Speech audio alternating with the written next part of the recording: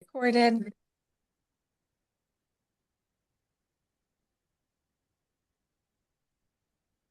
Welcome, everybody. We'll begin in just a moment. We're getting our streaming set up. I think we're getting our streaming set up.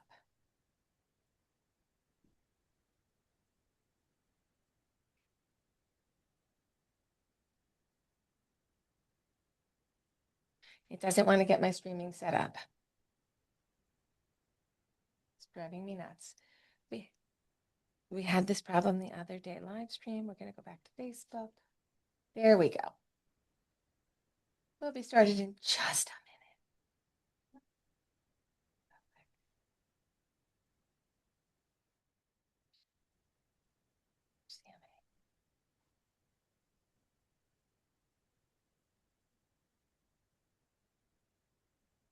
minute. Okay. Jasmine, we're going to ask you to go cameras off for a moment, my love. Slideshow, there we go. What is happening? Oh, that's what's happening. Hello, everybody, and welcome. And I did not turn on the studio lights, and I am remiss. Okay, so hello and welcome to HCM Awareness Day. It is the 30th anniversary of the Hypertrophic Cardiomyopathy Association. For those who do not know me, I am Lisa Salberg. I'm the founder and CEO and member of the board since its founding 30 years ago this month. In tonight's broadcast, we are going to bring you a bit of a state of affairs of all things HCM. And we're going to talk to you a little bit about what we've done in the past and what we're doing in the future. And I'm looking for, hold on one second. I want to thank our sponsors for the year, specifically to Cytokinetics and Bristol Myers Squibb for their gold level sponsorship. At silver level, we have Edgewise and Lexicon. Our copper levels are Imbria, Alnylam, and Rocket Pharmaceuticals, and Tenaya. We have additional support from Lexio, the Heart Disease Research Foundation, and the Healthcare Foundation of New Jersey.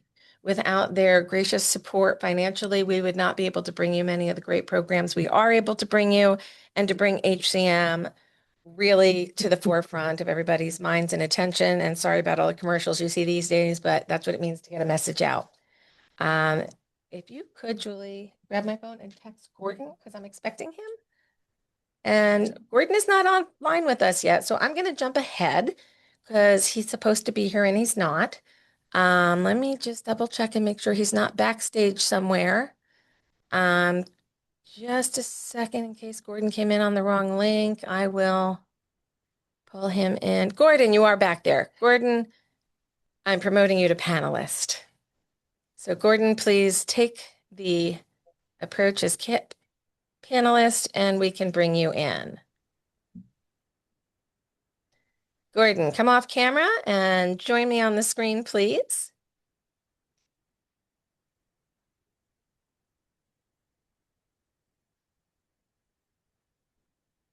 Waiting for Gordon.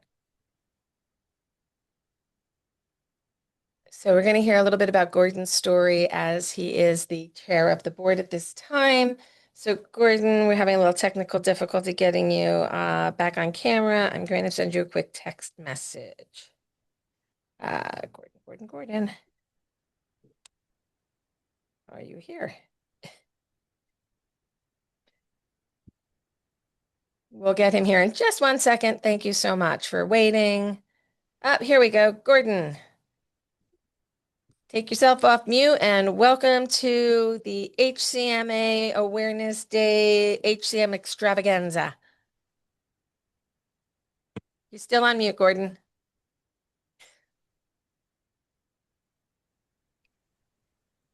That should fix it. That should fix it. I'd like to, okay, I'd like to just say a few words, and I'd like to start with a few words about my journey with HCM and with the HCMA. My first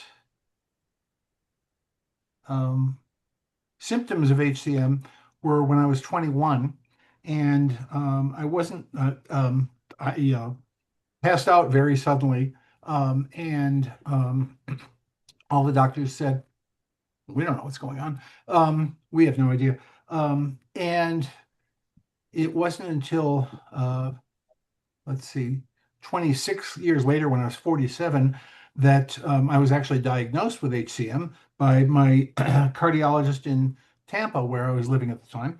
And some um, I first contacted the HCMA 8 years later when I was uh, 50 something, because I was in urgent need of a myectomy. And the HCMA was a really tiny operation at the time. It was Lisa and one staff member in an office over a drugstore. And Lisa did with me what we'd now call a navigation call. And an hour later, I was talking on the phone to Harry Lever at the Cleveland Clinic, who I knew from my research was one of the preeminent researchers and clinicians at the time in HCM. And 2 weeks later, I chatted with him and he said, finally, okay, well, we need to get you here for myectomy. Can you come up right away? And I said, yeah. And he said, oh, wait a minute, we can't do it right away. Can you do it in 2 weeks? And I said, yeah, sure. So 2 weeks later, I was there and had a myectomy. While I was recovering from the surgery, I started reading the HCMA discussion board. I'd never actually paid attention to it before.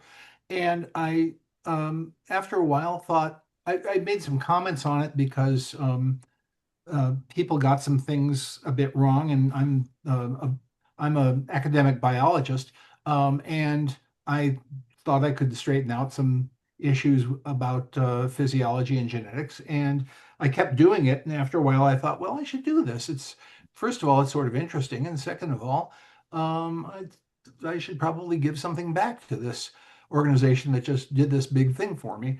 And so I continued to do that, and I forget how long it was, maybe 6 months later, I was asked to become one of the moderators of that discussion group, and I was surprised, but I agreed to do that. And I've been doing that since then. That's now 19 years. Um, and um, the following year, I attended my first HCMA meeting, and I was just sort of astonished by it, by um, all of the people who, how can I put this, seemed real. I grew up with a great distrust of the medical world, and I thought, huh, these people are actually seem to be honest. And that was a surprise to me. Um, and sorry, I have to get my notes back. Um, I gradually moved from just helping people understand some of the biological issues to thinking about what the HCMA should do as an organization, and helping out in some other ways, and eventually became a board member and chair of the patient education committee around the time I retired from my faculty job. And I was and eventually became chairperson of the board of directors. As a patient, I've really benefited a lot from the HCMA, not just directly from things like being referred to a top center quickly, but from everything I've learned about HCM from working with the HCMA. And I would say that I've also found my work to be tremendously gratifying, and I urge everyone to who can to contact the HCMA about how you can help out too.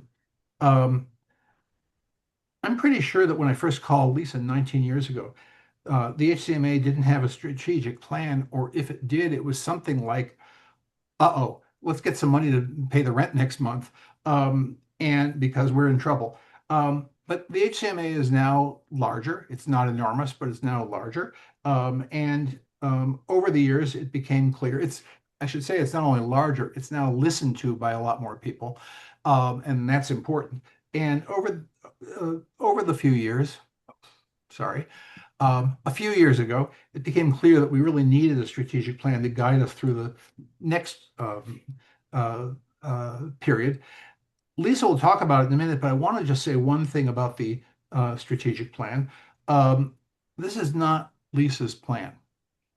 This is a plan developed in collaboration by a large number of people. Can I have the next slide, please? Those people include the HCMA Board of Directors, which you see on your left. That's a fairly large number of people. I won't read all their names. You can do that yourselves, as well as two important staff people and consultants to the HCMA, Elena Morgan and Michelle Packard-Milan. And I think it's true that we wouldn't have been able to develop this um, strategic plan without input from I won't say all of these people, but this large group of people who brought many different points of view to it. And um, so I'd like to turn this meeting over to Lisa, who began the HCMA on a wing and a prayer, and has been its CEO for many years and continues as such. And she can talk more about the strategic plan. Gordon, thank you so much for sharing your personal journey with all of our listeners tonight on the occasion of our 30th anniversary of operation during Heart Month. And the team collaboration to bring the strategic plan together was not only the members of the board and the two staff members and contractors who assisted us, but the entire staff was involved when we talked about what's important, what are we focusing on, and why. So we're not going to take a really deep dive into the strategic plan because I don't want to bore you all to tears. We've got some exciting content to bring you. But I want to show you our home for the big-hearted. And as we were building our strategic plan, it turns out that it kind of looks like a house.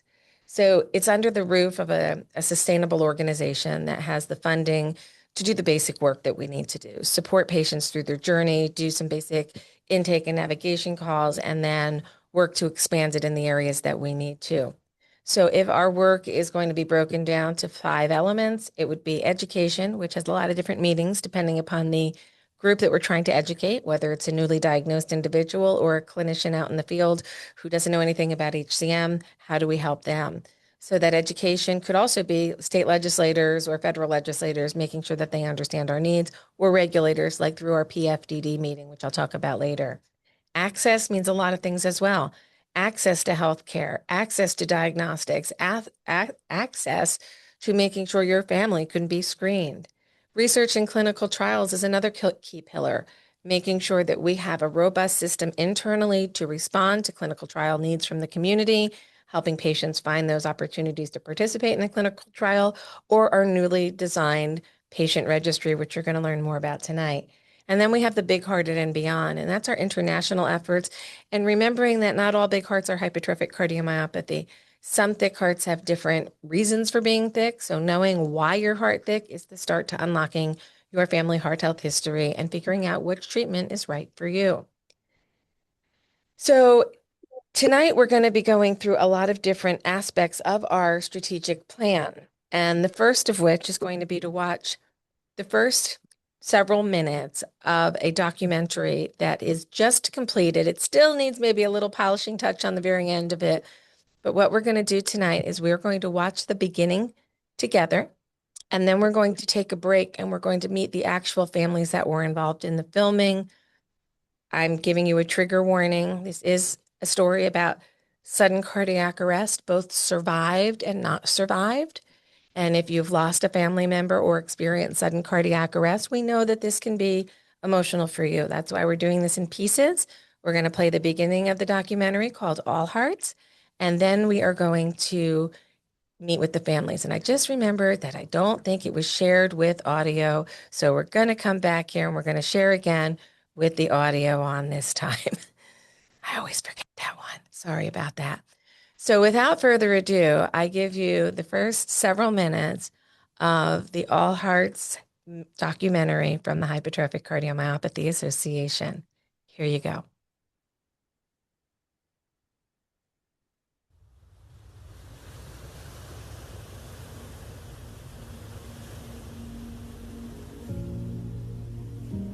them moments, I just felt like I had no control over anything. He was just here, and now here I am getting things together for a funeral. You give good care when you care about the person. So if you care about the person, you need to know their circumstances. Without our faith, I think we probably would have just fell apart. This is not real. Like, it's no way. I was just confused. As soon as he came home from the hospital, what did he want to do? That's the first thing he said. Dad, when are we going fishing?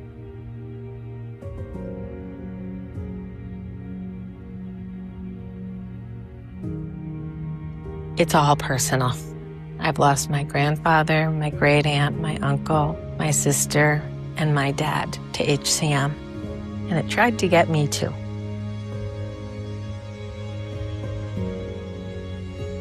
When we know, when we act, and when we discuss, everything changes. That's why I want Derek's story to be a part of the All Hearts Collaborative. It's important for DJ's story to be told as part of the All Hearts Collaborative.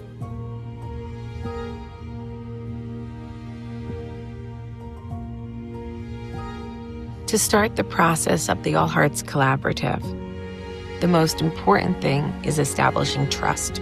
That is part of the reason why the All Hearts Collaborative decided to go with the pathway of the faith community. That is the trusted voice. Let them know what we're trying to do, have them help us in delivering a message about why family heart health history matters and what people can do to take action to protect themselves and their families. Initiatives like the All Hearts Collaborative are crucially important because it raises awareness of what heart diseases are found very often in the population if you look for it.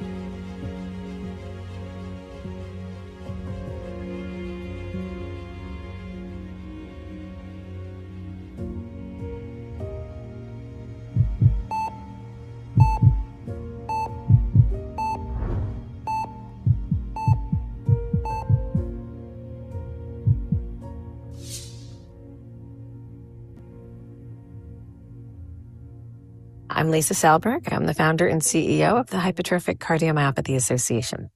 The reality is HCM and other thick heart muscle disorders occur at greater rates in communities that are typically underserved. So HCM is where the heart muscle is thickened due to a genetic predisposition to thickening. In other words, your heart muscle when you're born is programmed to thicken. And the way it manifests itself is no symptoms in many patients, sudden death in some patients, or symptoms in between, common symptoms that people have with other kinds of heart diseases, which are shortness of breath, chest pain, lightheadedness, fainting, palpitations.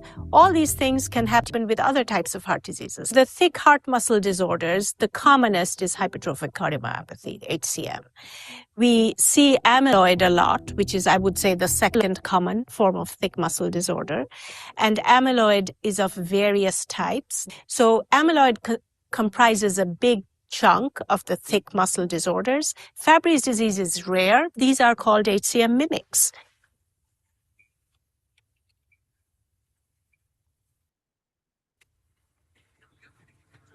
The All Hearts Collaborative is a project that was inspired by a young man named Derek Armstead. Derek was lost to HCM unnecessarily, in my opinion. How can we make a difference in these lives?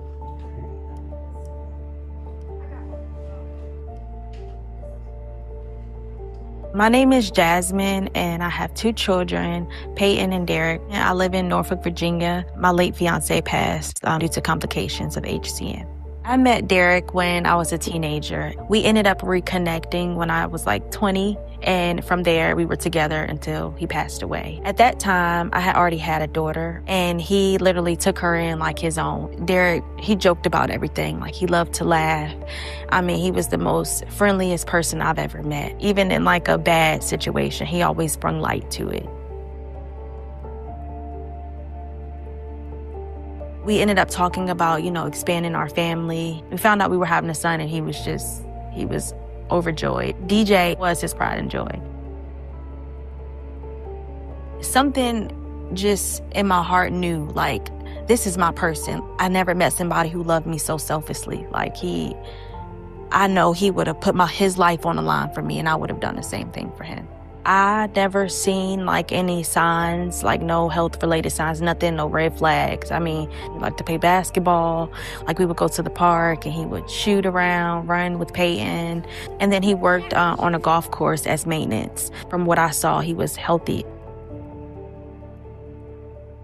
We lived in New Kent, so we came down here in Virginia Beach, and we visited my sister, spent time with her, go to the beach with the kids. Started off really fun.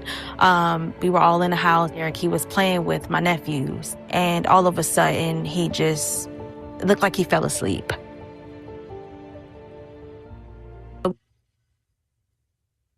So there are a lot of symptoms that are related to HCM and other forms of thick heart muscle disease.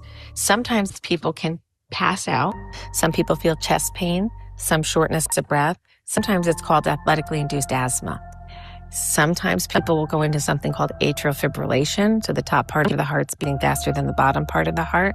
These are common things that happen in HCM families as well as amyloidosis families and other thick heart disorders. One of the reasons that we are uniquely sensitive to HCM is that it's the most common cause of sudden collapse in young athletes. Think about this just as a sudden, abrupt collapse. Yes, it is life-threatening. Yes, it is typically due to cardiovascular disease, but specifically, it's due to hypertrophic cardiomyopathy. He just looked like he was jerking. My sister was like, well, get some water. Try to put some water on his face. And when we did that, he didn't move. I was like, something is wrong. We need to call 911.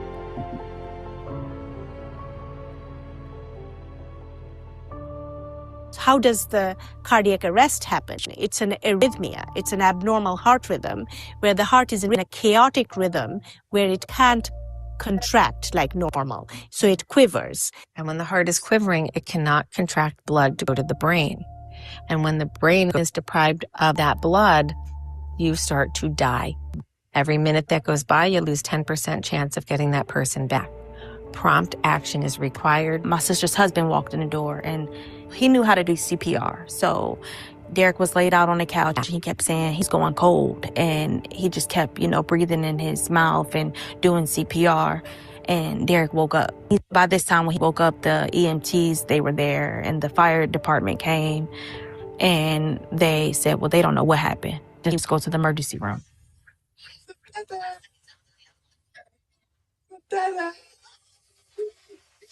We think about the people that are at risk for this, and we identify that uncharacteristically, there appears to be more young Black men that suffer this malady. But we have to be very careful because young Black men typically are overrepresented in athletic activities. But it's bigger than that, because anyone who has inherited the genetic tendency is at risk. Anyone with a family history is at risk. So when we continue to think about whom it is that's at risk, we start with the prototype, the young athlete, and the tragedy of someone collapsing during competitive sports.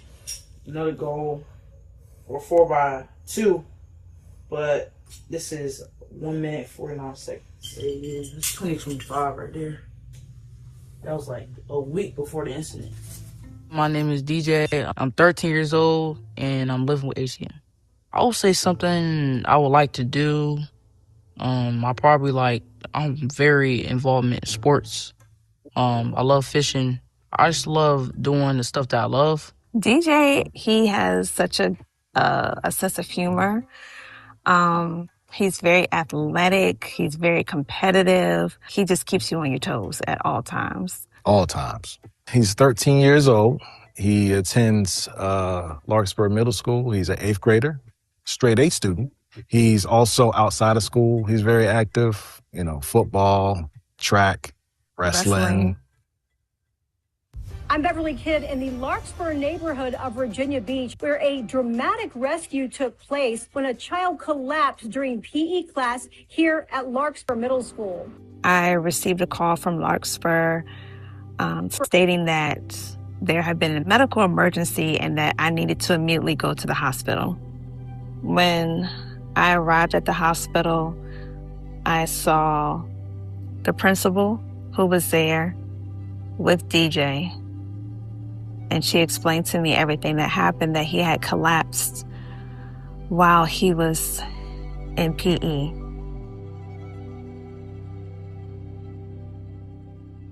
It was a regular day at school. My mom dropping me off at school like every day. So it was a flip schedule. So I had PE first. We had went outside and I guess we were running, and then I had passed out. But I don't remember anything after that. They performed CPR and had administered the AED to him to shock him.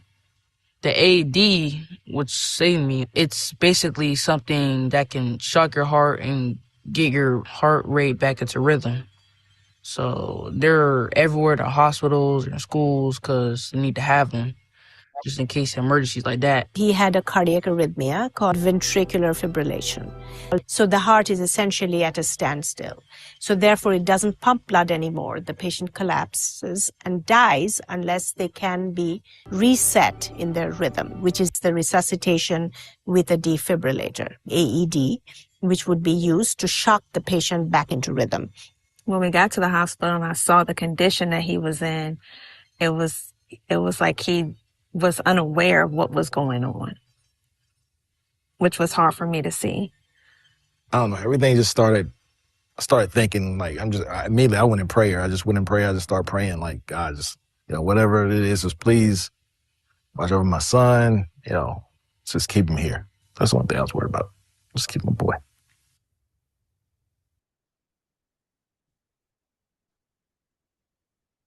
Having an emergency action plan is critical in the event that somebody loses consciousness or passes out. You get an AED to the person as quickly as possible. Starting compressions quickly can be the difference between somebody surviving their sudden cardiac arrest and not. At DJ's school, the staff were provided CPR training, AED training, and they just quickly were put into action. If we didn't have them, it would have resulted probably in his death. Every single person that was there at that time when DJ collapsed did what they had to do, and they saved my son's life. Thank God for that staff at that school.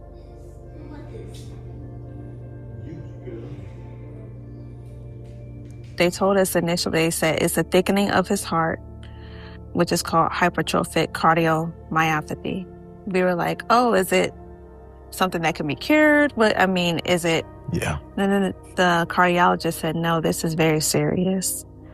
And he's going to need treatment for this. And that's when my heart kind of sank. And then she told us that he would not be able to play any competitive sports anymore. And I knew that would devastate him.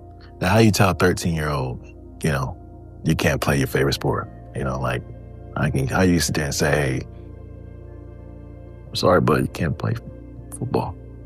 Like, you can't run track. You can't wrestle.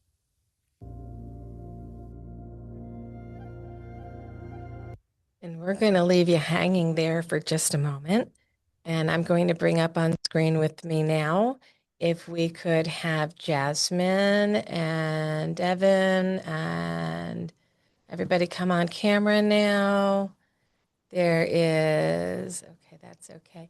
We have Jasmine and the first DJ, and Devin, you guys want to come on camera with us now? And we're going to pin you guys up here, and we are working with real families, with real kids, and real time at home. So we're adding some pins here, and then I will remove the one pin here. Did I remove his pin? Remove pin. Okay. So hello, everybody. Take yourselves off of mute. And I want to talk to you a little bit. Hello, Devin. Hello, Danielle. Hello, DJ. Hello. And Is it like going the other way? We won't be crooked. There you guys are. Hello, Peyton. Hello, Okay. DJ. So good to see you guys again. The last time we were together was in Virginia. And I wanted to thank you all for sharing your amazing stories with the HCMA. And our audience is going to get a chance to watch the remainder of the documentary at the conclusion of the webinar. I'm gonna start with Jasmine because she's got a camera hog over there with her little Yes. DJ. So Jasmine, DJ. we called the HCMA shortly after you had lost Derek. Yes. And Jersey Girl got a little pissed. We're going to be honest. And I'm like, this Yeah. shouldn't have happened. Right. And Hold on, DJ. we started a journey. And that little man was a little man at the time Yeah, we he was a started this. baby. Yeah. He was a baby. So can you tell me what it means? Hi, Peyton. Hi, sweetie. Hi. Hi. Can you tell me what it's like for you and your family to be able to share Derek's story to make an impact in the life of others? Yes, it means a lot because seeing everything unfold and his story being told, it brings me a sense of peace knowing that his death wasn't in vain and he has an opportunity to save other people's lives.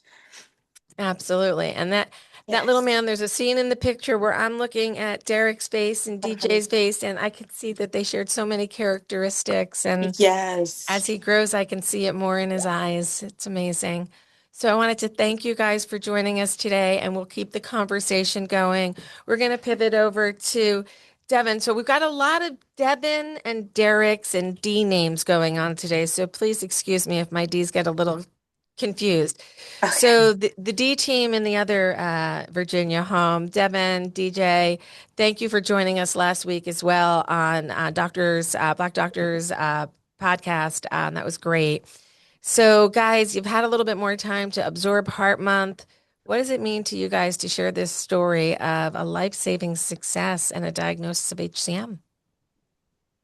Man, it means a lot. I see it as just awareness. A year ago we didn't know anything about what HCM was. Never heard of it.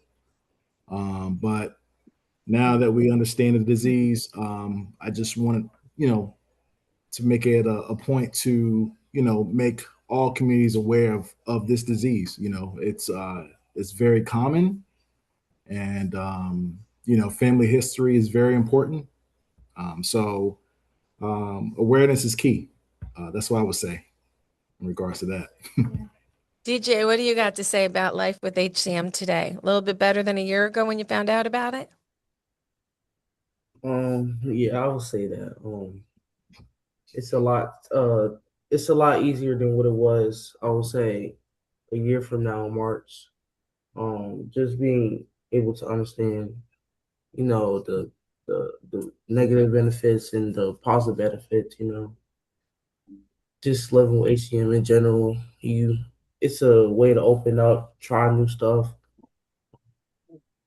I like that attitude. It's important to keep your eyes open and look for new opportunities.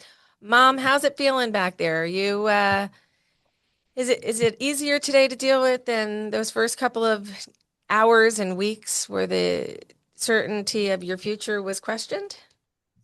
Yes, it's a lot easier now that we've kind of got in a routine of things, meeting with the cardiologist, him taking his medication. But yes, definitely in the beginning, it was just like it's hard to explain, but it was just it was, I'm speechless. But now you know, it's a lot better. And I'm We are glad we were able to bring awareness to the community. I cannot thank you enough for sharing your family's very painful journey. It's not fun to be part of this when you find out like you guys did, or as Jasmine and her family found out. But now we're able to empower and give voice and hopefully find more people diagnosed through the efforts of your family and others. So thank you so much for sharing your story with us. I encourage you all to stay tuned till the end of the webinar to see the rest of the documentary. It was so good. It ended up taking 28 minutes to tell the whole story. So you saw the first about 15 minutes. So you're going to see the conclusion later, and it came out beautifully. Thanks to the team from Living in the Light who helped us put this all together. We had a little fun while we did it too. Got to hang out and eat some pizza and go to parks and have fun. So I thank you for sharing your story with us, and you're welcome to stick around here or go to the other side and go to attendees. Thank you so much for joining us tonight, and I'm going to get on with the slideshow. Thanks, guys. Thank you. Bye-bye. Love you, Lisa. Take care. Okay, so back to some slides, ladies and gentlemen, and so much more to share with you. So this was our cast. I meant to put this up first. A lot going on here. And I want to give a shout out to Jill, Derek's sister, who's supposed to be watching online, but she's the quiet one. Jill, we want you to know that we think a lot of your brother, and thank you for sharing his story with us.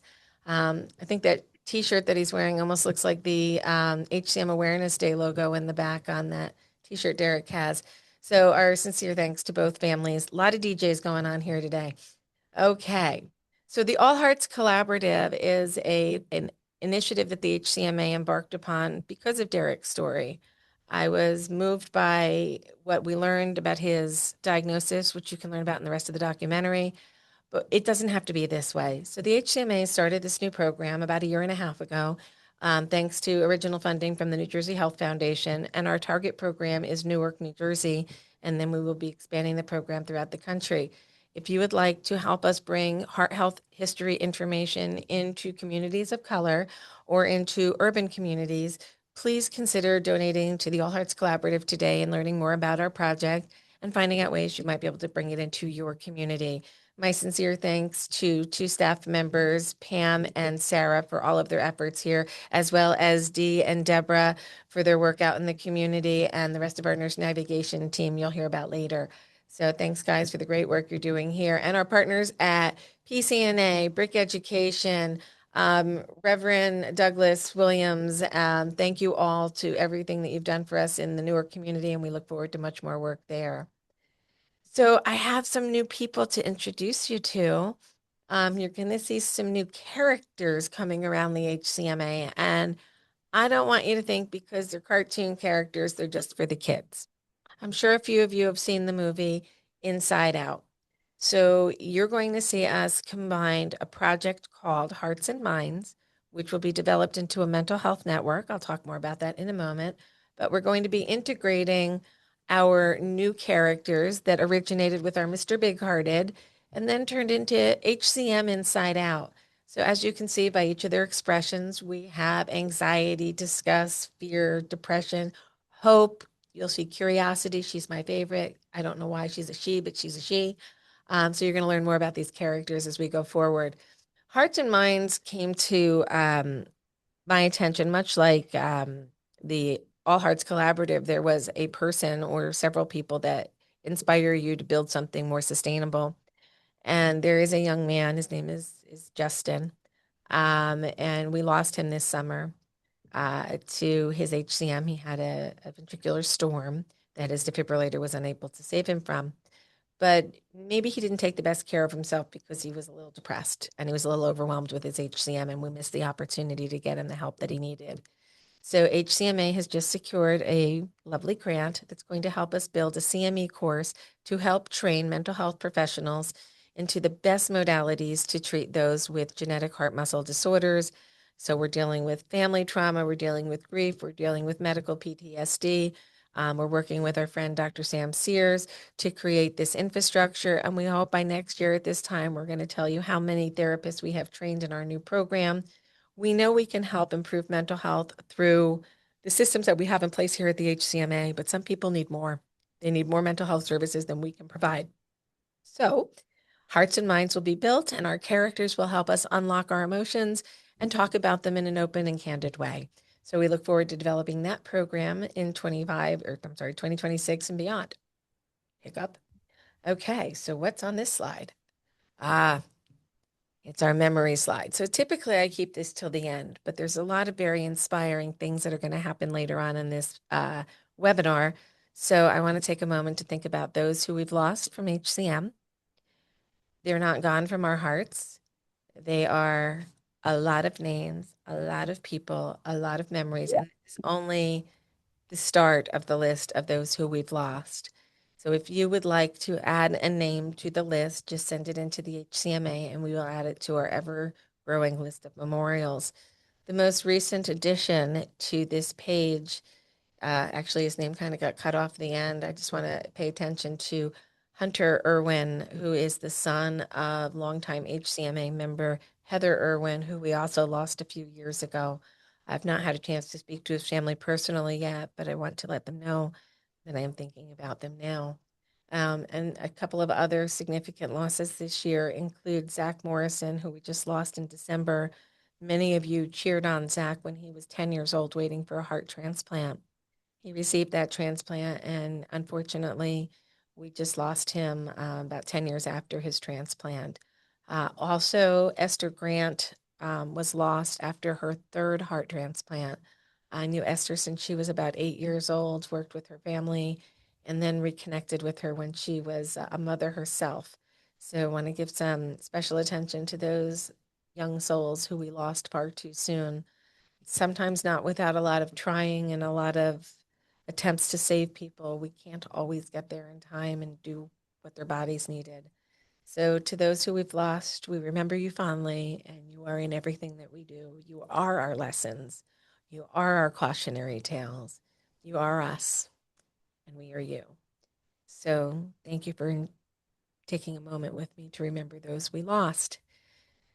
We're going to change the energy a little bit here now, and we're going to bring some other people up on the screen, and we're going to talk to our ambassadors. And I'm going to do something else, and I am going to actually move my camera over here a little bit and change the angle because we're going to bring Julie on screen. Look, I've got a co-host standing right here with me, and you didn't know it. Ambassadors, ambassadors, where are you, ambassadors? I know you. I tried to go get the chair that had the hydraulics. I'm not that much taller. I'm not taller than Julie at all. Okay, so let's get Deborah pinned in here, and let's get Bill pinned in here, and let's get Mayor pinned in here, and let's get Lakeisha pinned in here. We got lots of people here. Who else is coming in? Allison, you're coming in later. Okay, that was it. Thank Okay. you guys for joining. Yes. So let's talk about being an ambassador.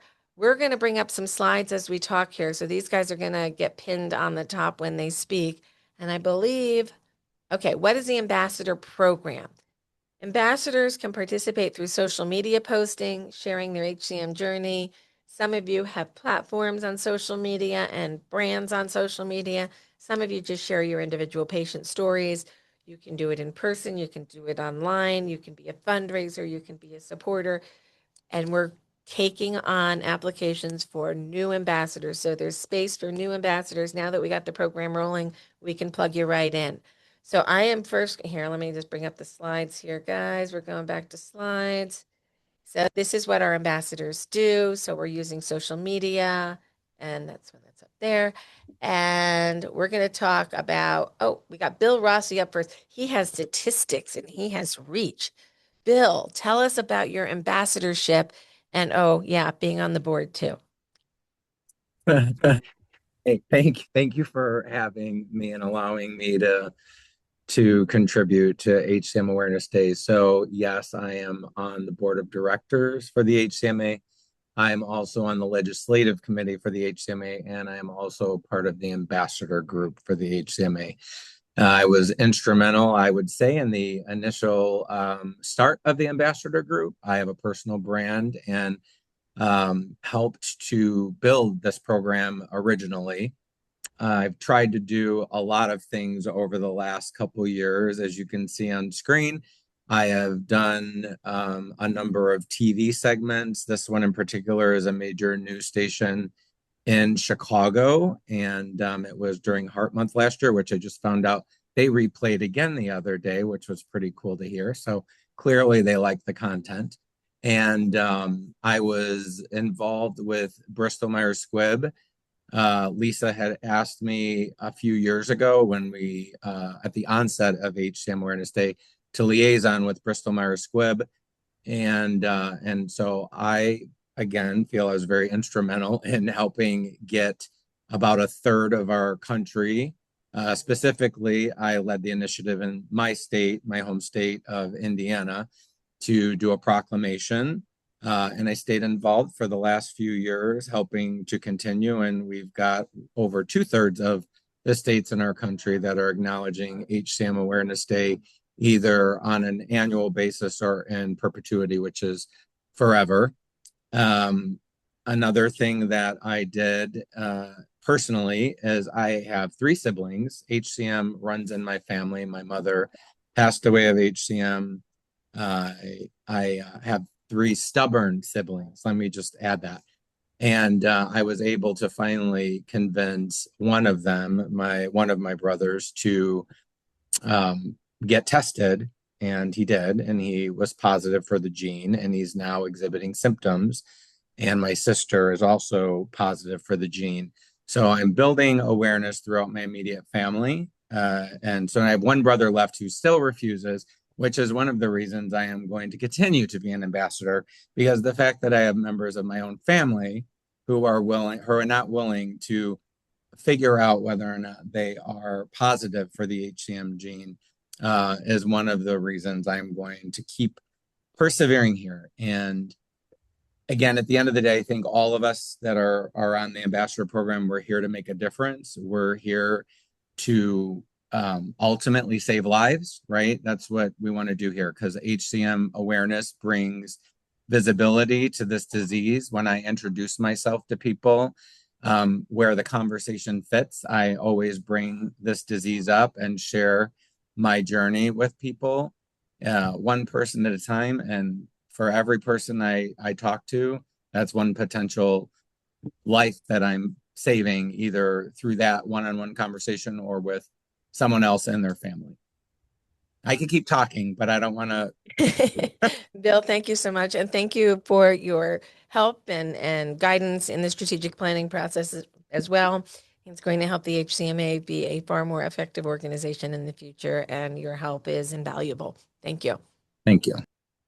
Next up, we're going to hear from Deborah Rafskin, who turned the tables on me this year and actually interviewed me in my own podcast, which was weird, but quite cool. Thank you, Deb, for giving me that opportunity. Tell me a little bit about what you think about being an ambassador. Absolutely. Hi, everyone. I'm happy to be here tonight. I think, the newest member of the ambassador program, but as Julie said, I've sort of unofficially been acting in that capacity for a while anyway, so it was time to make it official. As it says on the slide here, I do have a publication where I share my stories of my medical journey, which HCM plays a large part in. And Lisa and I did have a great time doing that sort of crossover episode between Tales from the Heart and the What's Her Problem interview series. I also have started making a conscious effort to post more regularly about HCM on my personal social media.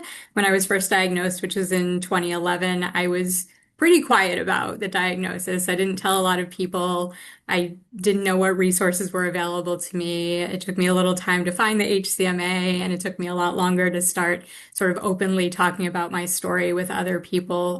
But now I really make it my mission to talk about my story to other people. So being an ambassador is important to me because I believe in the power of storytelling. I know that I can make a difference by sharing my story.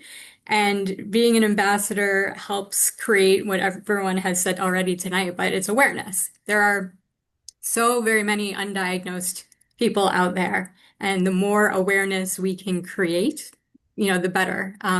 Being an ambassador also helps to create community. It has a lot of the same elements as being a discussion group leader, which is something that I've done for the HCMA for the last 5 years. And one of the core elements of that for me is that when we hear other people's stories, it helps us to become more educated about the disease, but it also helps us learn that we're not alone in our experiences. So I think I'm just trying to be the resource that I wish that I had when I was first diagnosed. And I didn't know anyone else with HCM until many years after my diagnosis. I think I would have handled things differently, probably, if I had sort of been in community and seen ambassadorship, attended discussion groups. So that's what I'm trying to do now. Sharing my story, educating people about HCM. You can help other people, but it can help you embrace your own diagnosis as well. And as evidenced by everyone else who's here tonight, you get to meet some pretty great people along the way as well. That's always the fun part of hanging with the big-hearted. They're a pretty good, great group of people. It's true. Deb, thanks so much for sharing your ambassador story with us. Next, we have Mayer, who sent me a really cool video over this past year. And he's like, look what happened to me tonight. Mayor, tell us a little bit about what happened to you this year. Hey, so I'm Mayor Bianchi. Been an ambassador for maybe 3 years at this point. Been diagnosed also for like since 4 years ago now. Just about is like beginning of the fourth year. So I lived a long time with HCM and didn't know that I had it. So it all came pretty quickly. And so that first year was a lot of like figuring out. And then also I rushed into getting surgery and treatment for the disease. And so it was like a big dose of perspective. And so finding the HCMA in October of that first year was really life changing for me because it helped with like the patient education side at a time when I had a lot of uncertainty.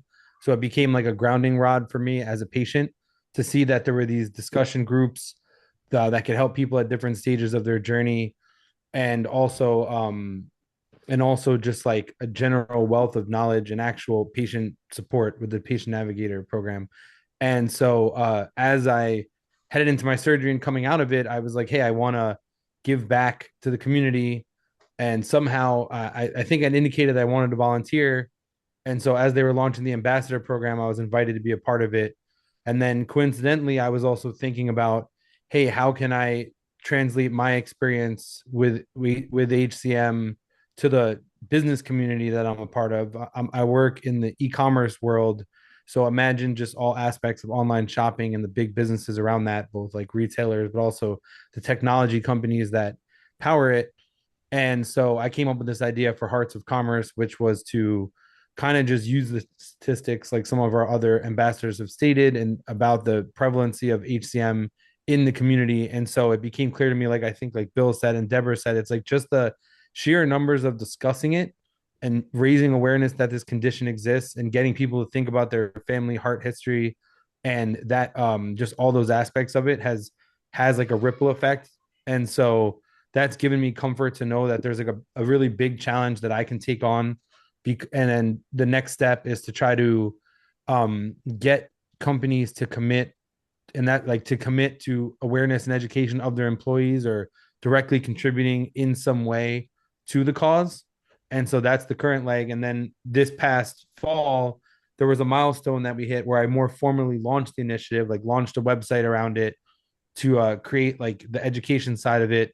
And then the HCMA had their inaugural 5K, and I put together a campaign very quickly, and it got a lot of recognition, both from the people that I solicited for donations. We were able to bring in a big sum for the HCMA and create awareness that because I was doing it, it gave a lot of content. So relating it to being an ambassador, me doing this journey put a lot of eyeballs on the organization and on the cause. And so by connecting these dots, it was like a big moment for me on this journey. And then the moment that Lisa was talking about when she introduced me was that there was an award for impact beyond partnerships in this e-commerce community of professionals that I'm in. And so this work got recognized. And so I think it's been cool because there's been people that have come up to me and said, hey, I've been taking my heart health more seriously because of the conversations you're having. And B, I think it's like credit to the other ambassadors. It shows like if you put your mind to it, or if you find a pathway in your own life in like what you can grasp, you can make a big impact in helping towards the greater good. And so I'm grateful for being an ambassador for that reason, because in the company of some other brilliant people who are raising the bar and showing me what I can do, and B, because it's so accessible. And so I think now as part of the, maybe the founding members of the ambassador team, I'm excited that we can get all the other hearts and minds that we're coming into contact with involved, because I think everyone can make an impact in their own community. So that's what excites me. Mayor, thank you so much. And next we have Lakeisha, who's going to tell us a little bit about why being an ambassador is important to her and honoring her brother. Lakeisha. Yes, thank you, Lisa. Good evening, everyone. As Lisa shared, my name is Lakeisha Henderson, and I serve as an ambassador and on the patient education committee. And I stepped into these roles maybe about 4 years ago, but not casually. I became an ambassador after losing my brother Michael to sudden cardiac arrest. Because his HCM was not properly recognized or managed within the healthcare system. So after his passing, I went searching for answers and information that my family and I never received. And that search led me to the Hypertrophic Cardiomyopathy Association. And what I found was more than just information. I found education. I found, like everyone is saying, community. I found something that's just really important for me in this season is advocacy. And I found a voice for families like mine. So I just decided to make the decision that if awareness could have changed our story, then I would commit my time to changing someone else's. So since becoming an ambassador and connecting with patient education, I've done a few things. Not as much as most ambassadors, but I have spoken with in webinars for the Georgia Legislative webinar that we just had, Lisa, what, about 2, 3 weeks ago? This month, 2 weeks ago. actually. Yeah. It was a couple days ago. Just a couple days ago. And I've also actively campaigned for AEDs being placed in our local faith-based organizations. And as someone in executive leadership in my own church community, I believe that sanctuaries and places of worship should promote spiritual safety and physical preparedness. So every AED installed represents readiness. It represents responsibility. It represents love and action. And so I've also worked at held vendor events for health fairs and just bringing more awareness to HCM directly into our communities. Because education shouldn't be confined to our clinics and to our doctor's offices. It should be in our neighborhoods. It should be conversations within our families, like Bill has mentioned, in everyday conversations, really, because that's what saves lives. So, throughout my experience and my time with HCMA, I've just been really grateful that you all gave me the answers that I was looking for, and has given me the opportunity to make sure there are other families who can be educated, who does not have to wait for their healthcare provider to tell them what they need to know. Because if families understand their genetic history sooner, if organizations were to install these AEDs before tragedy strikes, if legislators can't champion for cardiac safety laws, it would just make my brother's life make a difference in those who are still here with us. So for me, this work is personal. This work is extremely purposeful, and I do believe that it's saving lives. Lakeisha, thank you so much for sharing. I'm looking for a couple people that are coming on after you. Thank you so much. It's always fun trying to like navigate all this webinar stuff while there's real people in live time. So sorry about that. To all of the ambassadors who shared their amazing stories tonight, thank you. Thank you for providing us with boots on the ground, real stories, and different lived experiences. There's only so much you can understand from one person's lived experience, but maybe it doesn't hit you as close as somebody else's story does.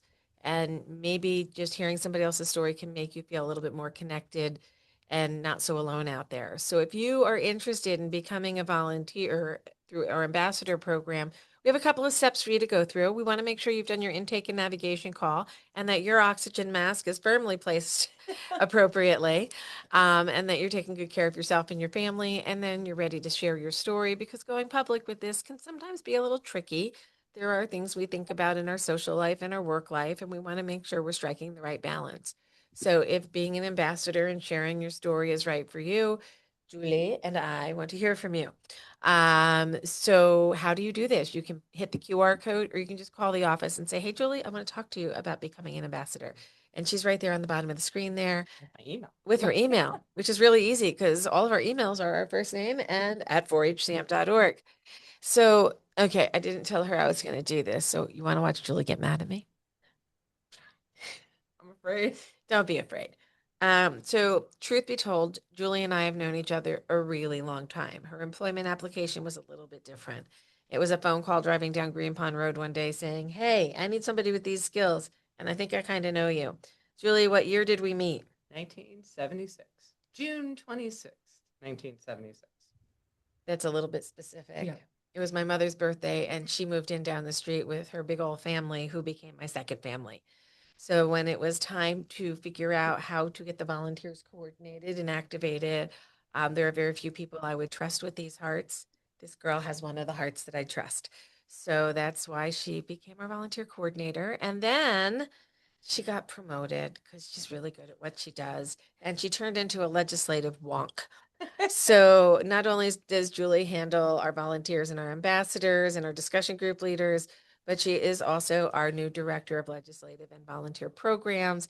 So Julie, what's going on this state level legislatively? This is a busy slide. It is a busy slide, and it's kind of fun that it's busy because that means the busier the slide, the more activity that's going on. We are still making efforts to pass the Children's Cardiac Safety Act in every state.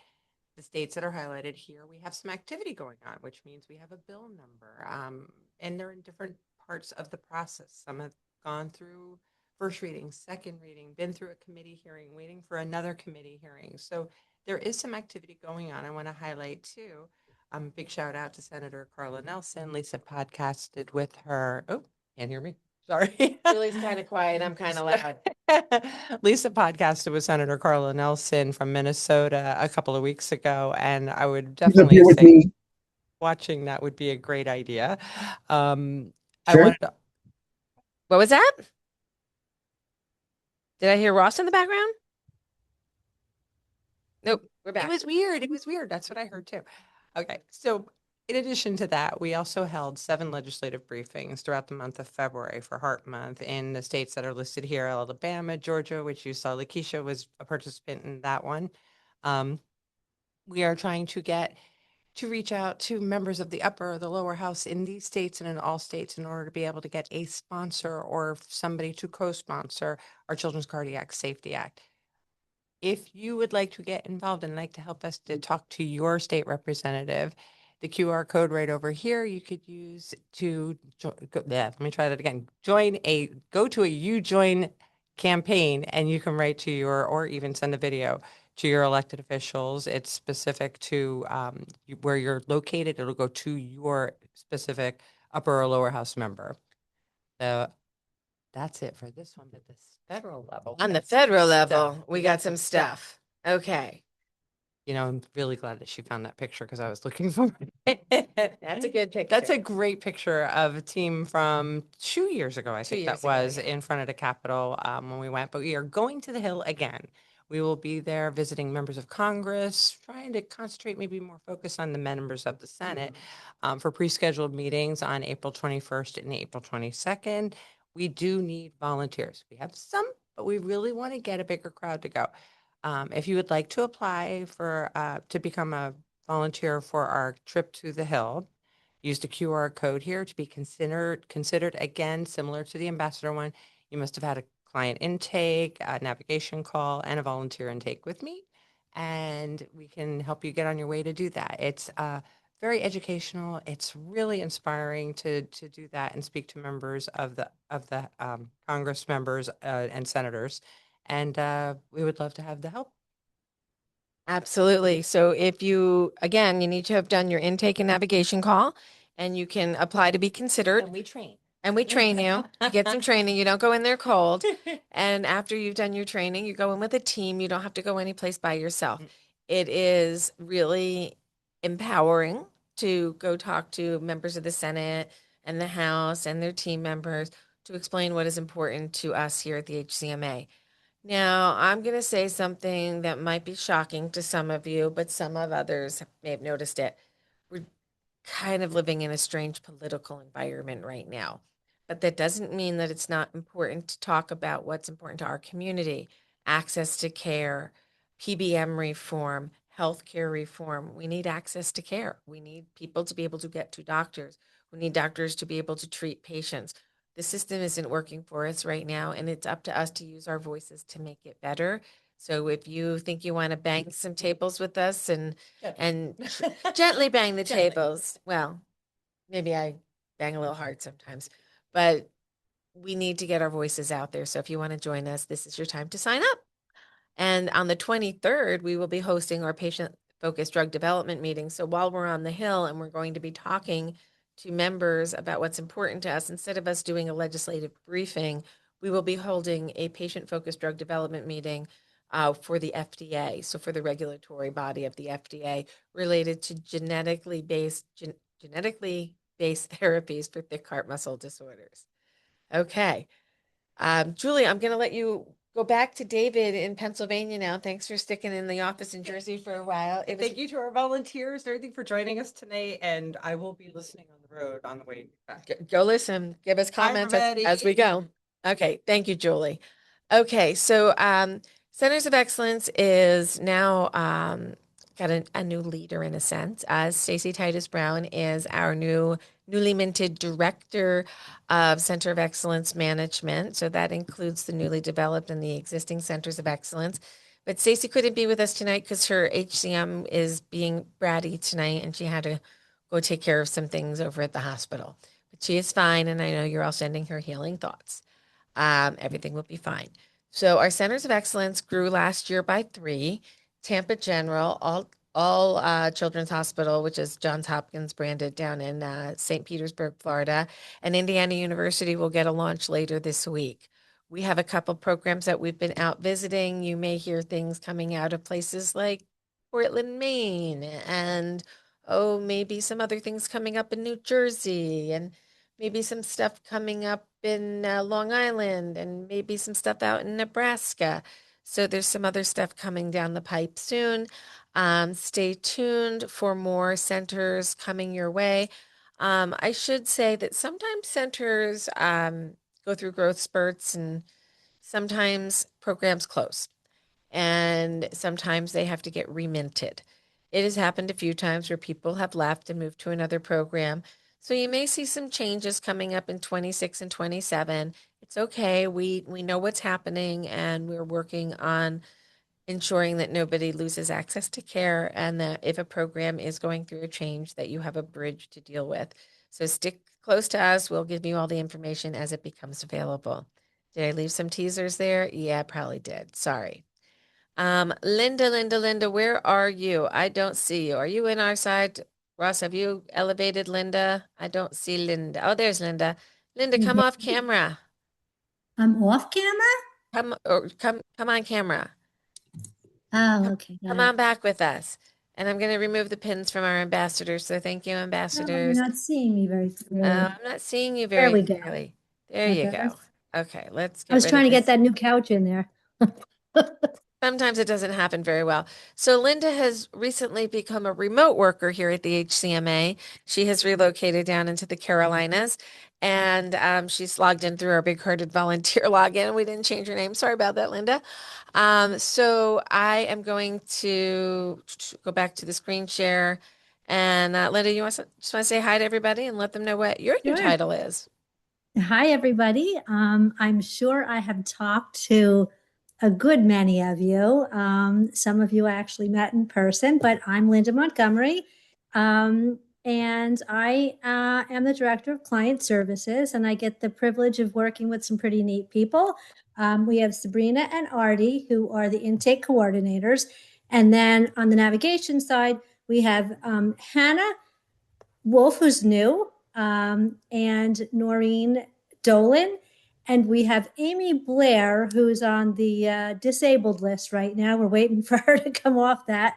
She's going to come join us in a little bit too. Say that again? What? She's going to pop in and say hi to everybody. Oh, is she? Oh, great. Yeah, so she's waiting for a heart transplant. Poor thing. So, next slide, please.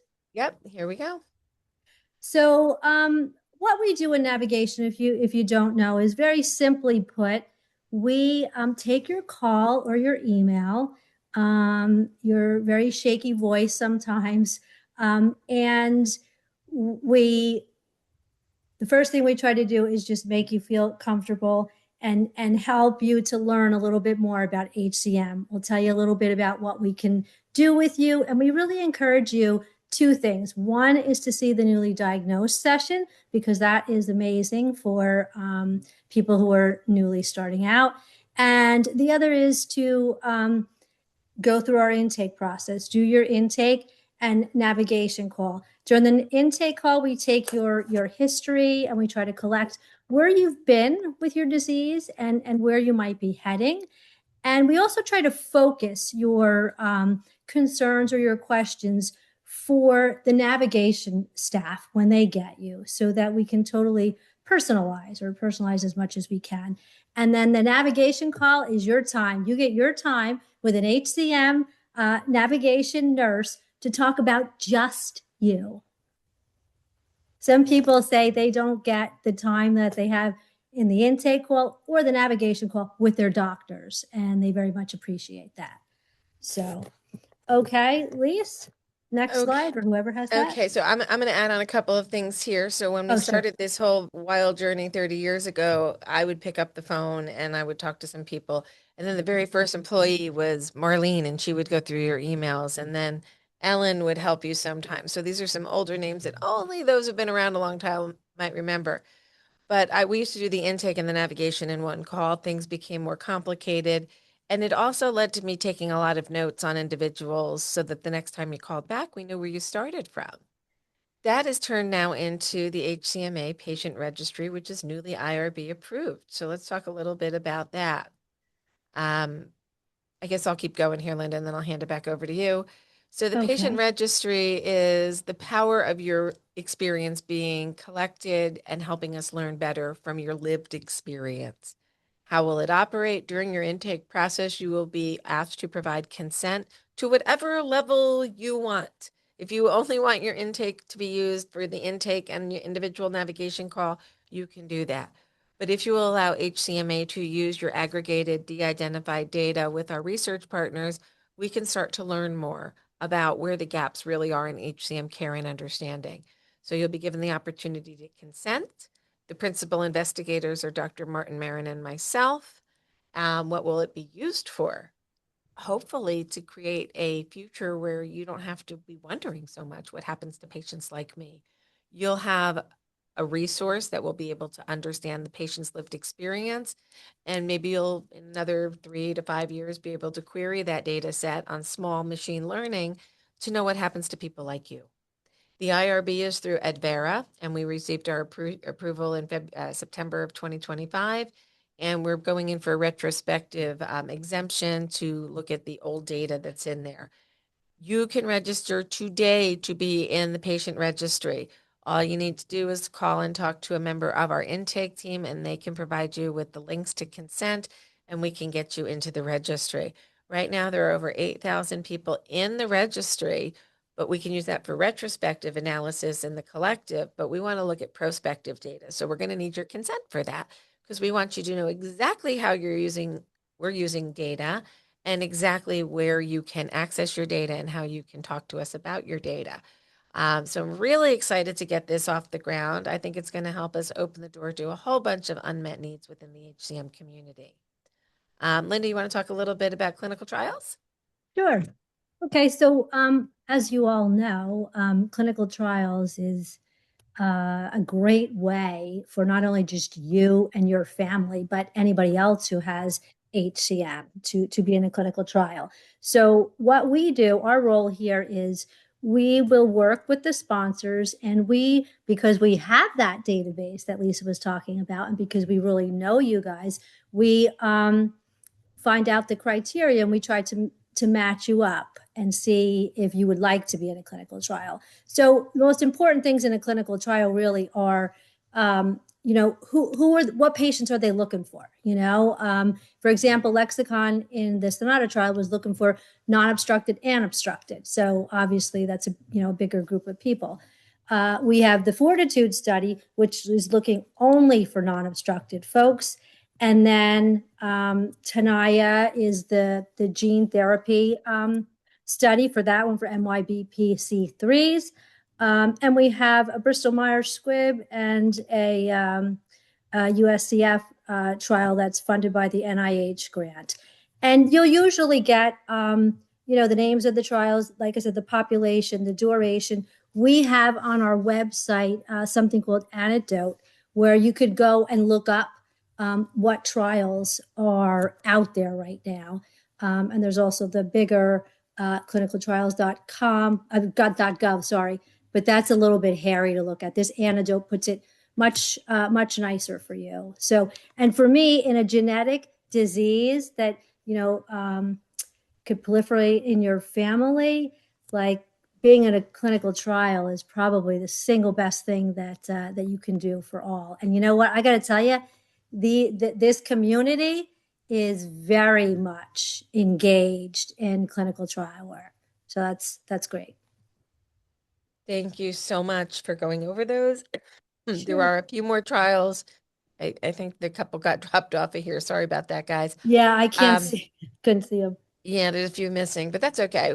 We got a lot of data here They got tonight. the idea. So Antidote is pre-populated clinicaltrials.gov for hypertrophic cardiomyopathy. So if you go to that QR code, or if you go to the Antidote spot on our website, you just put in your zip code, your age, and it tells you what clinical trials for HCM are available.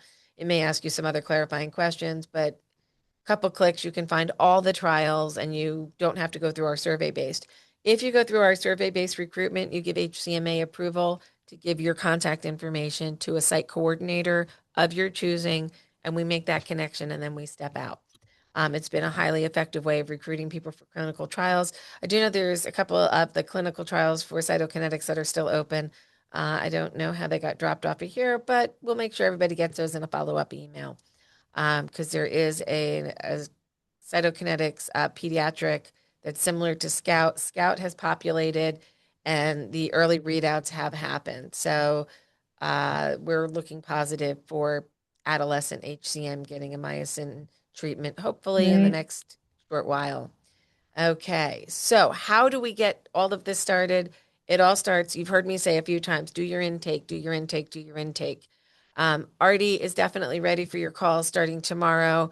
We have our new Calendly. Well, we used to use Calendly, now we're using Google. So you can go online and make an appointment through Google and just get on her calendar. Sabrina will be back in line very soon, but she became a grandma last weekend. So shout out to Sabrina and her family and congratulations, Grandma.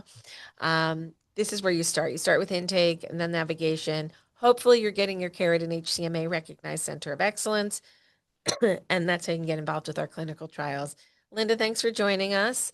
I am going to jump off screen here for a minute while we have a moment and see if Amy is ready to get promoted to panelist so she can say hi for a minute.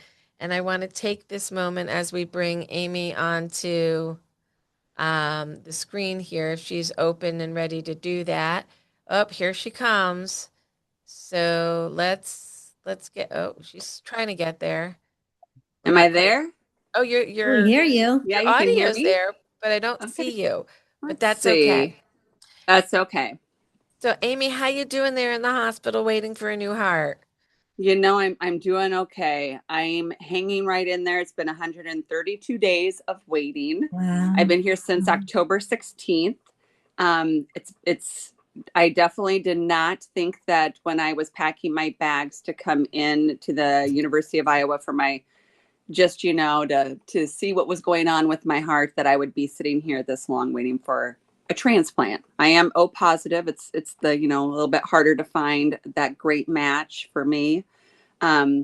However, I definitely have learned a lot about myself and my emotions, and this inside out thing that's coming up. I'm going to tell you, I have learned more about my my anger, my frustration, I've gone deeper and found out that it has more layers than I ever knew. But I'm hanging in there. I know that you are. I want to also give a shout out at this point to two other families, to the Quigler family who have been waiting for a heart transplant with their son, Declan. They went to Mayo Clinic for a myectomy over the summer. Things did not go well. Declan needs a transplant, and he's been on ECMO for quite some time now. So he is waiting at Mayo Clinic for a new heart. And another shout out to a community member who's another thick-hearted. It's a Dannon family. The son transplanted a few years ago.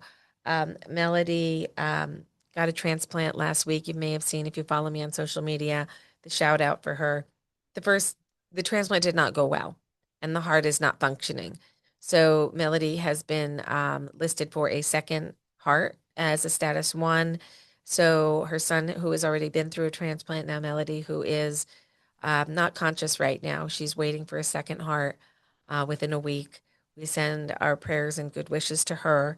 And tick, tick, tickers, please find your new homes. People are waiting. If you or a loved one is thinking about having a conversation with your family about what you think about organ donation, I am only here because Brandy's family said yes. And Amy needs a family to say yes. And Declan needs a family to say yes. And Melody's family needs somebody else to say yes. When it comes time for the decision that somebody's life is not sustainable, but their organs can be used for others, please consider that. Amy, you are always part of the HCMA family, even if you're on the disabled list for a little while. We'll get you back here soon. Thank you. I also want to acknowledge we have 2 new nurse navigators who are in training right now. Deb is in training with us right now. So Deborah, thank you so much for that work on All Hearts and learning about patient navigation. And Annie Radonsky, some of you may have run into her at Yale and some others down in Nashville. She's coming back into the circle and she will be part of our community, providing nurse navigation, in her case, PA navigation services. So we have an amazing group of people here ready to serve you every day, and I'm super proud of all of them. Amy, thanks so much for joining us on the webinar, and we wish you good health. Coming up for HCMA, we have some national events, so mark your calendars now. April 23rd will be a virtual event for our externally led patient-focused drug development meeting. If you have not already gotten the survey, another copy will be sent out to you shortly. We want to know your lived experience with HCM and genetic heart muscle disease. This is your opportunity to speak directly to the FDA. You can join us live, or you can submit your written comments through our survey, but we'd like as many of you as possible to log on April 23rd. This is our chance to tell the FDA what our burden of disease is, what we're looking for out of new treatments, and what we're willing to do in the clinical trial process. Your stories, unvarnished, are the most important thing that we can add to this meeting. We need to hear your voice. Please take the survey. Our annual meeting will be back in Morristown, New Jersey on October 10th. This year's meeting is going to have a slightly different vibe.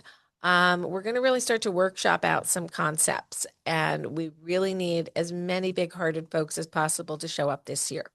So you have the opportunity to register now.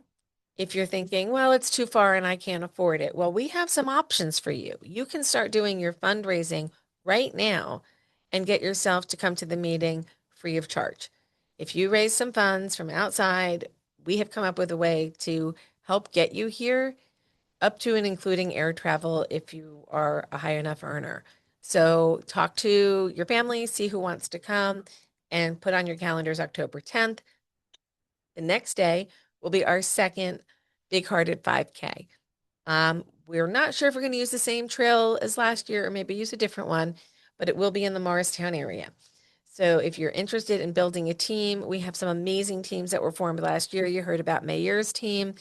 We can help you build a team and come to the 5K. Even if you're not a runner, you can have a station, you can honor somebody, you can memorialize somebody, you can come out with your family and friends and have a picnic while the 5K is going on. Please come out and join us for the 5K.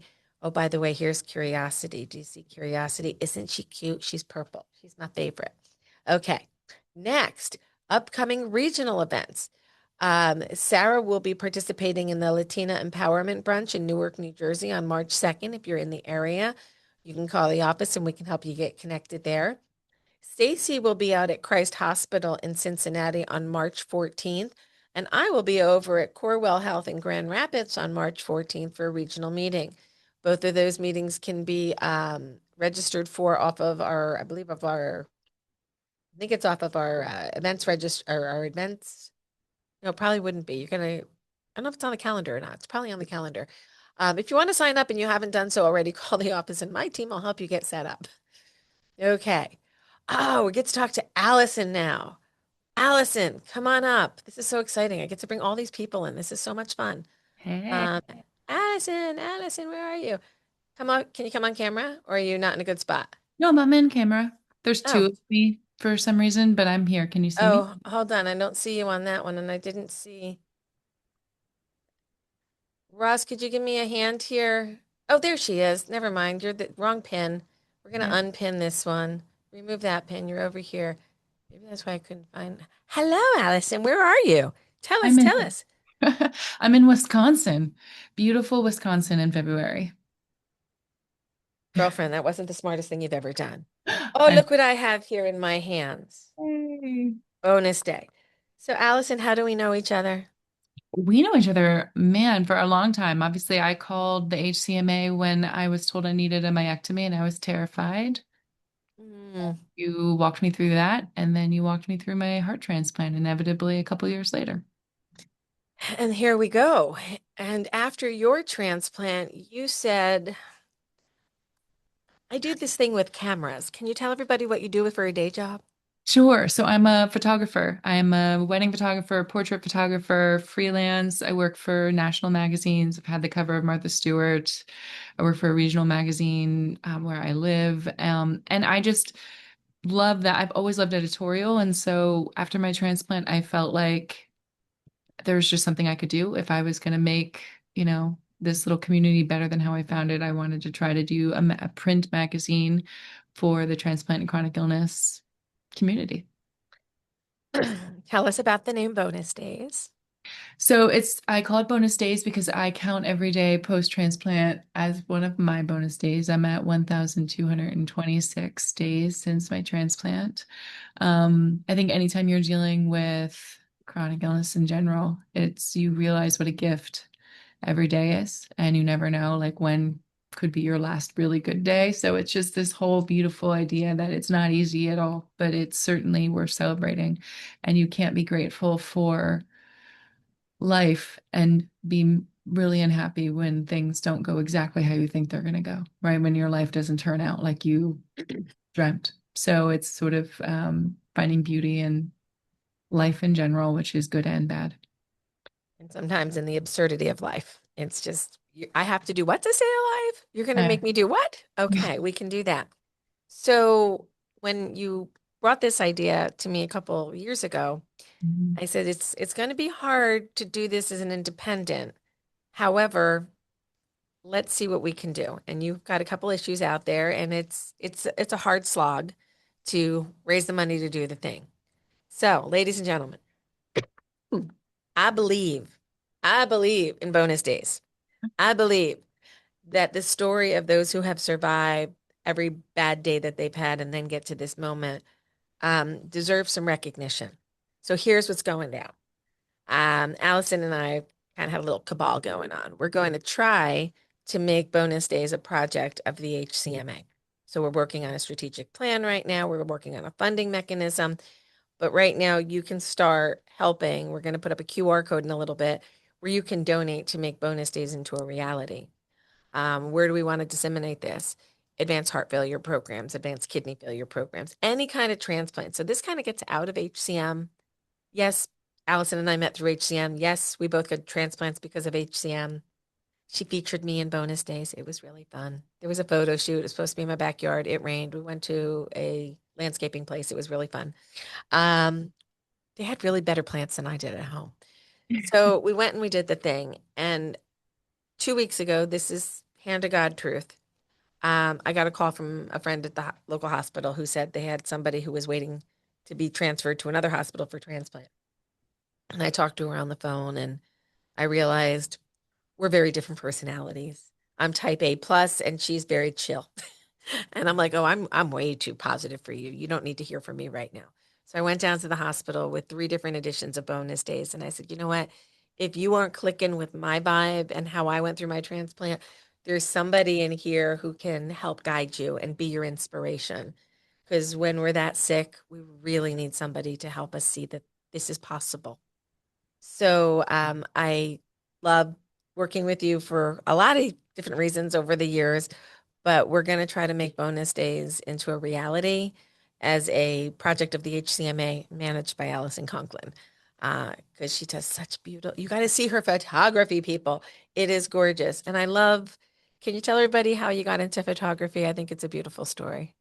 Yeah, of course. So, my parents were both chemists and just really scientifically and artsy, like their brains, and they were really into photography. So they would turn every little bathroom into a dark room. And so, when I was diagnosed with HCM when I was 13, and then like 2 months after my own diagnosis, my mom and I were in the kitchen. She dropped to the floor and ended up dying from HCM in that moment. And this is 1994. So, being newly diagnosed and having watched my mother literally die, my dad put me in charge of the memorial wall because this is before social media and digital pictures. And he handed me this big box of all these photos and contact sheets that they had taken in their relationship. And I fell in love with photography because it showed me who my mother was, right? And it showed me in moments with her eyes closed, laughing, and the crinkles in her face, and just like who she was, not the Olin Mills of the 1990s. So from that moment, I forced my dad, who is now suddenly a single father of a teenage girl, to teach me photography. So he taught me how to manually take pictures and develop film. And I was developing like enlargements of negatives that my parents had taken. And I started shooting weddings at the age of 18. So, and that just sort of, fast forwarded a career, over almost 3 decades now in photography. And just because it's just so powerful because at the end of everything, that's all we have. I'm amazingly frustrated that I don't have more pictures of my sister. I was going through things looking for pictures of Lori and from me from being young. And every picture of Lori, I got the back of her head. The back of her head. And I now take a lot more care into making sure that we're seeing everybody's faces in pictures because sometimes they're all we have left. Right. And we want to make sure we have good ones. So I'm going to go back to my screen share here for a second because you're going to help us set up the next project here. So why is there a picture of your former cat on your slide? Can you tell us a little bit? Sure. Well, this is adorable Irma, and we are obsessed. We were obsessed with her, and she died from hypertrophic cardiomyopathy suddenly in the middle of our house, just, you know, died of the same disease that I had. Uh-huh. Your cat had HCM. Very interesting. Very interesting. We're going to talk a little bit more about those cats in just a second. So if you want a copy of bonus days, you can email the HCMA and say, "I'd like a copy of bonus days."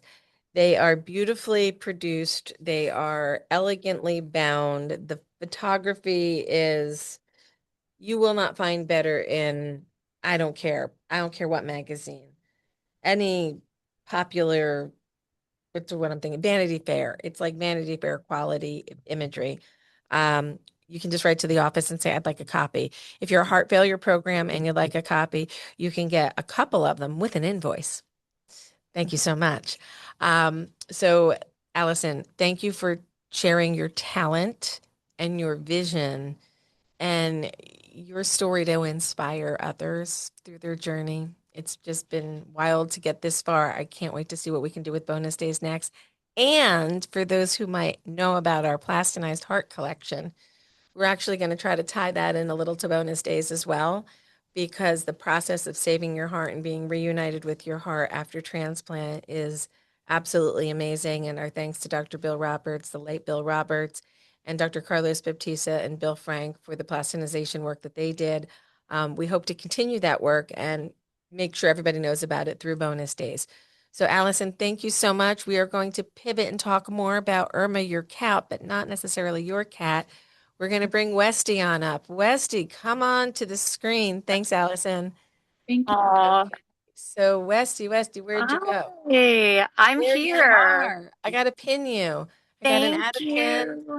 Okay, so did you see how I set that one up for you, I Westy? loved it. Thank you Did you know? so much. Yes. And I love to meet Emma too on Allison's slide because it could not have been any more perfect, but experienced the exact same thing that Allison experienced with her beloved Emma as I did my beloved fur friend Fiona. So I hate that Allison and I have that in common, but we do. So thank you for having me on.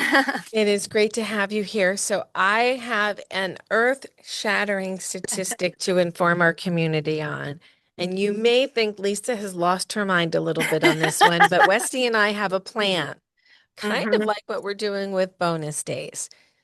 So there are people that come to us with excellent projects that we know are important. And the great part about being the 30-year-old nonprofit, I get to give other people a platform to spread important news like bonus days.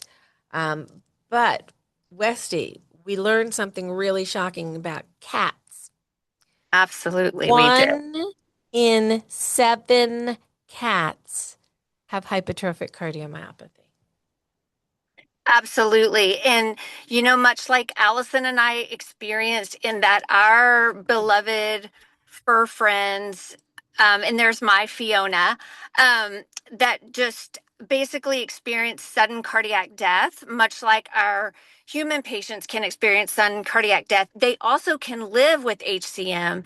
And because of my experience with my Fiona right there on the screen, it has led me to this journey of which I came to you, Lisa, and said, are people asking you about cats?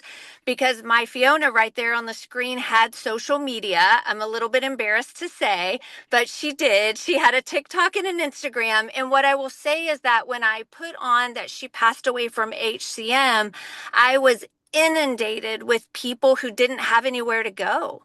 And they were either had a cat that had been diagnosed with HCM or much like Allison and I had passed away with HCM. So it's extremely prevalent in animal health. And even though I am a cat lady, a self-professed cat lady, Lisa and we've learned that they are currently doing a golden retriever study. So it's not just cats. And there's that a lot leads, of animals. yeah, to the next slide right there. Dr. Stern is the primary investigator and the owner of the cat colony that, quite frankly, does all the animal studies that all of industry uses ahead of all these phenomenal myosin inhibitors and, all the medications work with Dr. Stern in their animal studies ahead of the human trials. So we cannot thank Dr. Stern and his cat colony enough. They are 50 cats that have HCM that, are give their life for the animal trials that then lead to the human therapies, I'll just say. I will just add something very quickly before anybody gets concerned. It's a cat colony where they live. They And do are live. treated and they Yes. are babied. They are not Yes. sacrificed to save their hearts. They No. live their natural life and they are babied. They get non-HCM friends that come in and they get Absolutely. adopted out. I will hopefully sometime in the next year do a visit there and let you see all the cats. There is a new labeled indication drug for cats. It's, believe it or not, something we use in transplants. It's sirolimus, but it's a very tiny dose and it's once a week. And it works to help the heart function better in these kitty cats. It So does. And Dr. Stern has invited me there to his veterinary school location in North Carolina. So I have seen both his home for the cat colony and can verify exactly what you said. There, Dr. Stern is just phenomenal. And I hope that you have him on one day too, because he takes such good care of all the animals, honestly. I hope to go down there with my little film crew one day and talk to him and the cat simultaneously. And I know it sounds a little silly to human HCM patients to say, why would HCMA spend their time on cats when all these people have HCM? Well, a lot of people own cats, and nobody wants their pet to have a disease that doesn't have a treatment that we now know there's a treatment for. So we're going to use cat education to help the humans think about their own hearts as well. If 1 in 7 cats has HCM and roughly 1 in 250 to 1 in 500 have diagnosable HCM for humans, a lot of people who have cats like yourself and Allison, when I was talking to Allison, I'm like, oh, we're going to do cat stuff because my cat had HCM too. And a lot of you have cats with HCM. Yep. So we can talk about HCM in cats, and you know what? It might be easier to talk about it in public when we're talking about cats. And if we don't talk about the cats, then we can talk about the people. But why not talk about the cats? So it happened. It went live on our website. We now have Feline HCM. So you're going to come to the site and you're going to have the patient journey, the medical professional journey, or the kitty cat journey for now. So come learn about HCM and cats with us. Please talk to your friends and neighbors, not only about themselves, but their pets, because dogs have HCM. I once met a gorilla with HCM, but that's a story for another day. Westy, it's going to be fun working with you on this project. Yes, On I'm behalf of very all excited. the little meow meows out there, we thank you for Thank your passion. you. And thank you for inviting us to just help answer questions from, those who inquire with you about their cats. So I've lived it, experienced it, and I am far down into the animal health journey. So I can speak from experience. Yeah. Well, I'm sorry you lost your pretty cat. I'm glad she gave you some passion to maybe help some She other did. people. Yes. And her story is helping, as is Allison's cat Irma. So, Absolutely. Westy, thanks for jumping on Thank for a minute you. with us on Appreciate HCM it. Awareness Day. Yes. Thank you. Thanks. Bye. Okay, guys, we're wrapping it up here pretty quickly. We are going to watch the end of the documentary in a few minutes, but I have a couple of other announcements and things that I wanted to share. So some of you may have seen this past couple of months, we've done some new podcasts with some people who have written books about their HCM experience. And we are happy to tell you that Mary Massey, who has authored the book, The Little Boy with the Big Heart, has agreed to work with HCMA on incorporating our Inside Out HCM characters into the next edition of this book, where the little boy gets his ICD. And we want to give another shout out to Ella's new beat, where Ella shared her journey of HCM and heart transplantation in a beautifully written book. Talks about her experience through HCMA recognized centers of excellence and some of my encounters with her. And the little boy with the big heart, the nurses and the echo tech who happen to be named Lisa and Julie. I'll let you guess where those names came from. Thank you, Mary. Mary's book was written after her son was lost to HCM. If you haven't watched that webinar, I include your podcast. I hope that you do. If you want to purchase these books, proceeds will be coming back to the HCMA to some degree. But these books take money to make, so we're going to try to get some copies of them in here in the office. But for right now, they're available on Amazon. So please take a moment and look at those. What do I have coming up next? There's so much to do here. Ways to support the HCMA. If I didn't do this one, Elena would yell at me. So, how can you help? I probably should do this one first when everybody's online and you haven't all faded off by now. But there is a new landing page that we have created, and it's a little bit like the movie Big. You get to direct your own journey. There are many different ways that you can give and donate to the HCMA. You can put it towards any one of the programs that we talked about today. Our new financial report is out. If you want to learn a little bit more about us, please do take a look through the financial report, and you can ask us any questions you like. We are an open book.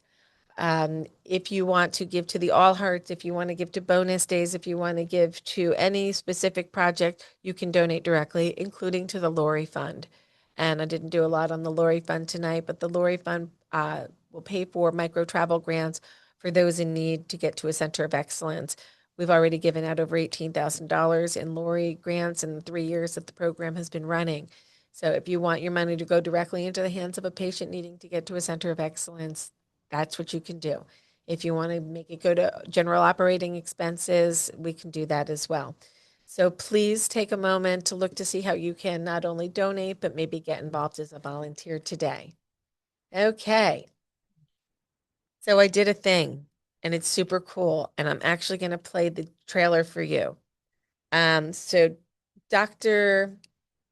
Tanya Small, who is a senior vice president at Bristol Myers Squibb, so this was done by BMS, invited me to participate in a podcast called Doctors Unscripted. The beginning part of this is just like really amazing. And I am going to bring it up on screen. Protocols for. Oh, nope, we're going to bring you back to the very beginning. We're just going to watch the beginning of this one. It's super cool. Hold on one second. We're going to share a different screen. Westy, I'm going to unpin you. Thank you, my dear. Okay, so I am going to go here now. Which one am I doing? I can get there. That's screen one. That's screen two. That's. Hold on, guys.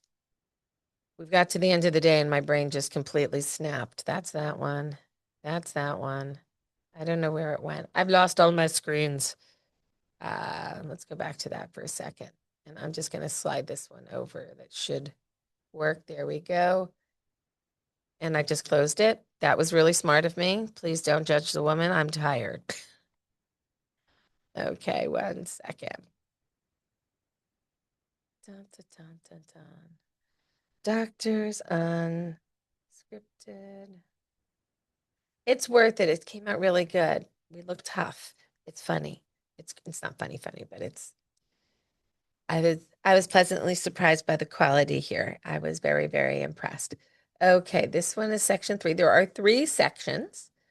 And one of them is about HCMA and Pediatric- what we've done. Finding thick carts everywhere. What do you choose? What do you choose? Hold on. Sorry, guys. 3, 2, 1. And you can watch this on YouTube right now. And let's go. What do you choose to focus on in this crazy, chaotic world? I choose to think that I have the ability to make a difference in finding thick carts everywhere and getting them to their right care.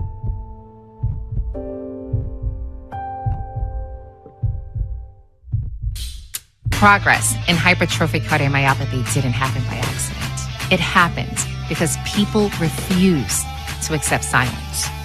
For nearly 3 decades, Lisa Salberg and the Hypertrophic Cardiomyopathy Association have built an ecosystem, connecting patients to centers of excellence, shaping policy, advancing research, and fighting for access. Because once you crack a diagnosis in one person, Now you have the opportunity to look at the rest of that family and widen the scope. that's how you move from awareness to action. So you don't fit the patient into the medicine. You fit the medicine to the patient. I am eternally grateful to the clinicians and the staff of our centers. There are over 1,000 people associated with HCMA. We are their purpose for getting up every day. And that's pretty extraordinary for a disease that 20 years ago, most people wouldn't even be able to pronounce. Have you ever held somebody's heart while you're talking to them? No, this is the first time. Let's rock the boat. Let's go make some good trouble. Now let's get started. So I encourage you to go watch the rest of it. It was a really fun podcast to do. There are 3 elements. One includes an NFL player who has a diagnosis of HCM. One is with Dr. Matt Martinez, and the other one is with myself. So I encourage you all to take some time after you're done with this webinar and go get some more content. I thought I was going to get edited a little bit more than I got edited. So guys, it's really unscripted. It is as unscripted as you could possibly get. So I am at the end of this webinar, and I know there has been a lot covered tonight, and I made this night very much about the patients. I normally bring on a lot of fancy doctors with amazing titles and great minds, but this year, this is our 30th year of operation.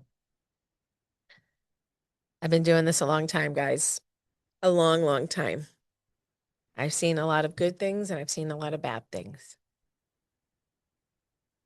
none of it would have been possible without a couple of key things that I need to talk to you about. Number one, so I married this guy, you see. He was my high school sweetheart. Then we got married, and within a month, I tried to leave by having a stroke and, causing some drama. Thank you, HCM. And then 5 years after that, the news was, while we're pregnant, expecting our daughter, my niece and nephew have issues, and we have to help them become adults. And a lot of husbands would have hit the hills and run away and not been part of it. But Adam, thank you for sticking with this crazy, wonky heart. Becca, thank you for the grace you showed as a child as I was trying to be a mom and start something a little bit bigger than myself. I know I probably missed a couple of things that I shouldn't have, and I'm sorry for that, but the bigger picture was worth it. To John and Stacy, I wish your mom was here to see who you are today. I know I didn't do everything perfectly. After she died, nobody could have. We did the best we could with what we had, and I think we did pretty well. It wasn't typical upbringing. It wasn't a typical household, because most typical households don't, have golf outings every year and talk about their deceased sister and mother and volunteer at annual meetings. So thank you both for being with the program back then, and Stacy being with it through this day. It took a lot of people. Some of the early board members, Carolyn Biro, my first mentor, Linda Price, shout out, girl. Thank you.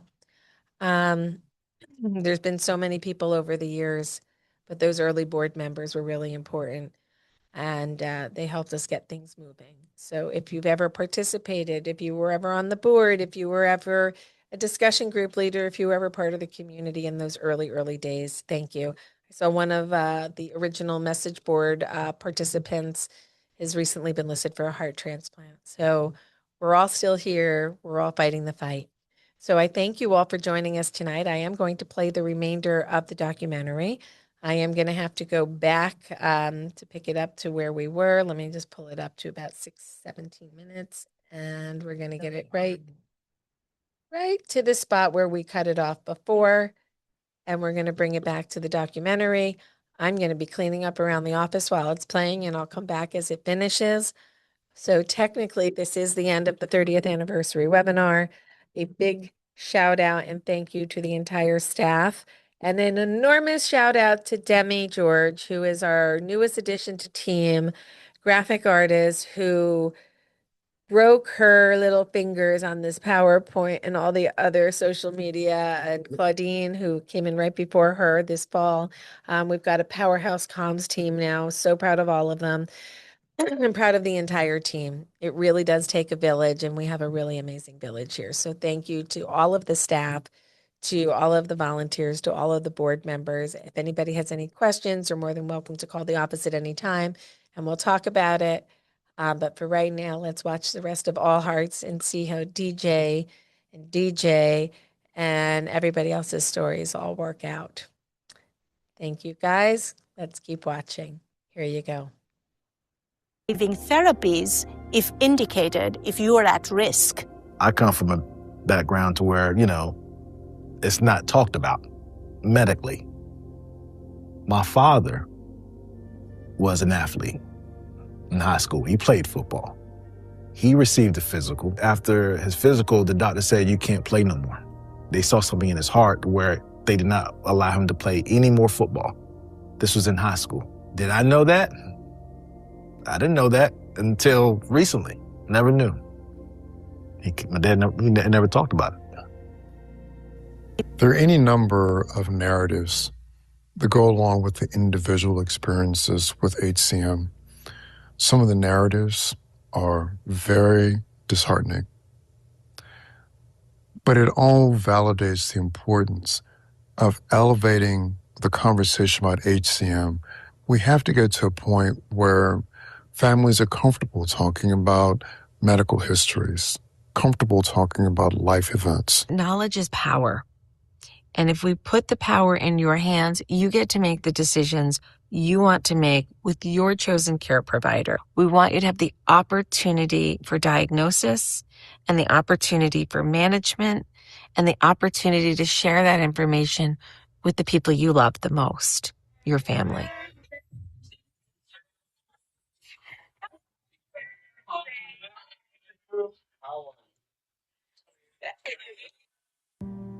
Sadly, Derek grew up most of his life without his mom because she passed away due to heart-related issues. I remember his sisters was like, well, we need to call up to the hospital and tell them that our mom passed away from heart issues, so check his heart. But I know the only thing that was done was an EKG. So the doctor, how aware are they of the kind of things that may need to be done to figure out what's wrong with the patient? So that starts with simple imaging, like an echocardiogram, but it may also need an MRI. It may need some genetic testing. It depends really on how accessible those tests are to the patient. So the outcome of, the first collapse, they kept saying head. They kept thinking it came from his head because he said he had a headache prior to him passing out. So they were thinking it was a seizure. The appointment was very quick. He was just like, well, you may have had a seizure, but we'll order some tests. It might take a couple of weeks and, we'll see what happened.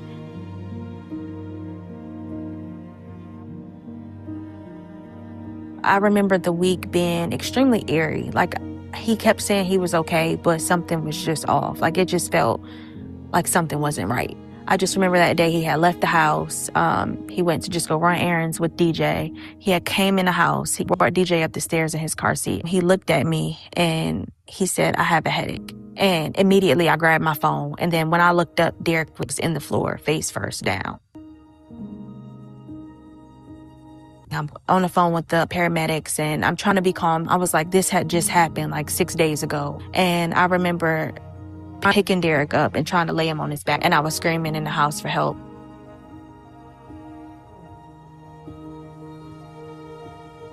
And at that time he had like foam coming out his mouth and he wasn't responding to me.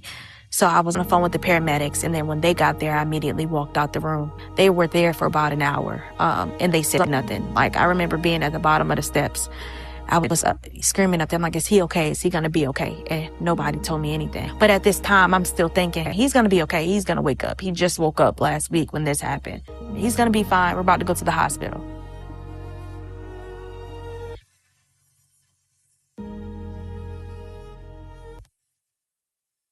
So I walk in the hospital and I have a nurse in my face and she's like, I'm sorry, we did all we could. And I just froze like in time because I was like, what do you mean? I look to the left and I see Derek in the room and he's laying there not moving. It just took a lot to process because I had my kids and I'm just looking at him. I'm like, Derek, please wake up. Like, this is not funny.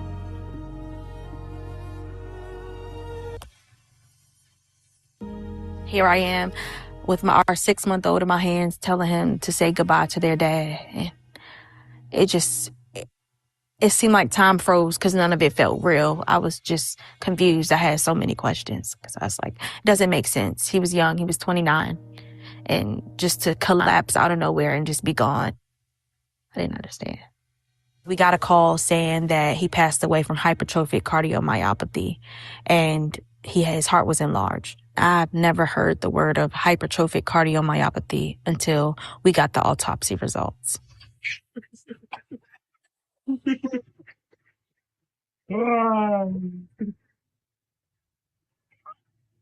Each story has its own course and its own tragedy. But that's what's so important about raising awareness, to help us overcome the haltingness of the tragic moment and seize the opportunity to prevent tragedies from happening again. By identifying the risks and families, we can save many lives. A person's history predicts their future. Maybe he had what his mom had. If this is hereditary, we have a son. So now I have to figure out, what does life look like for him? Also his family members too, because now, this is something that everybody got to go get checked for.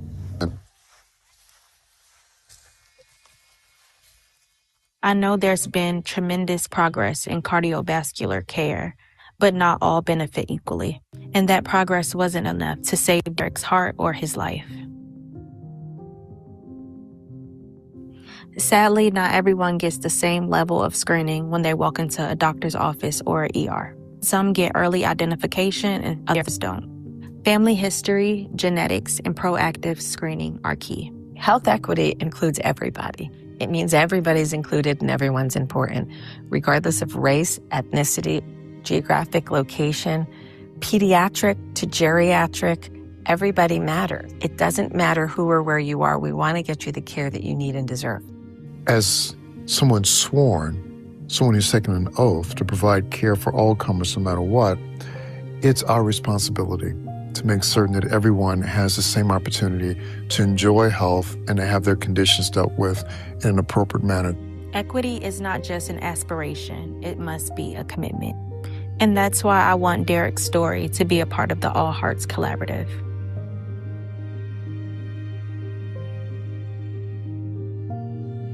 Patient awareness. Are they aware that their symptoms warrant further workup to see what exactly they have wrong with their heart? Patients don't always realize that they should see a physician. Previously, he came to me after a practice and he stated, hey, Dad, I felt weird. I didn't feel right. I felt like I was about to faint. I said, hey, did you eat anything? Did you eat anything? Did you drink anything? He usually goes to practice, he doesn't put nothing on his stomach. So I didn't think nothing of it. I was like, if you didn't eat anything, you need to eat and drink something before you go out there and run that field. He said, but this is something, I just never felt like this before. I felt like I was in a different world.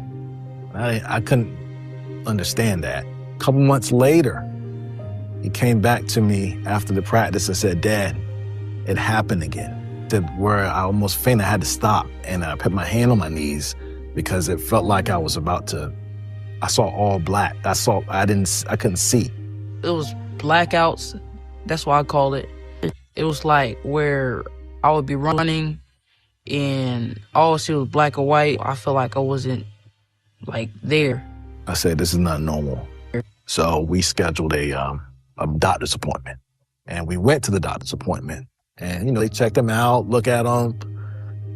Everything looks great. Nothing abnormal. Something in my heart was like, man, but that's not normal for it. He never approached me that way before. This is the second time. Doctor referred us to the cardiologist. He never made it to the cardiologist. He had that event where he collapsed next week. Too often we wait until something has happened.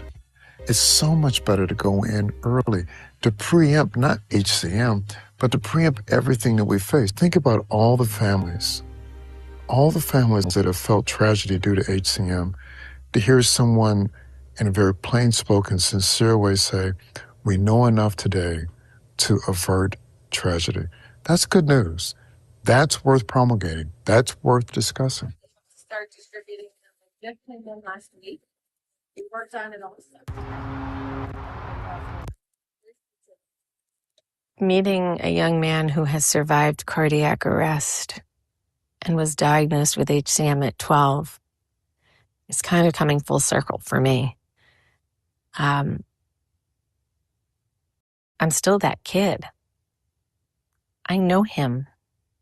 I was 12 years old when I was diagnosed with HCM, and I was literally told nothing could save me.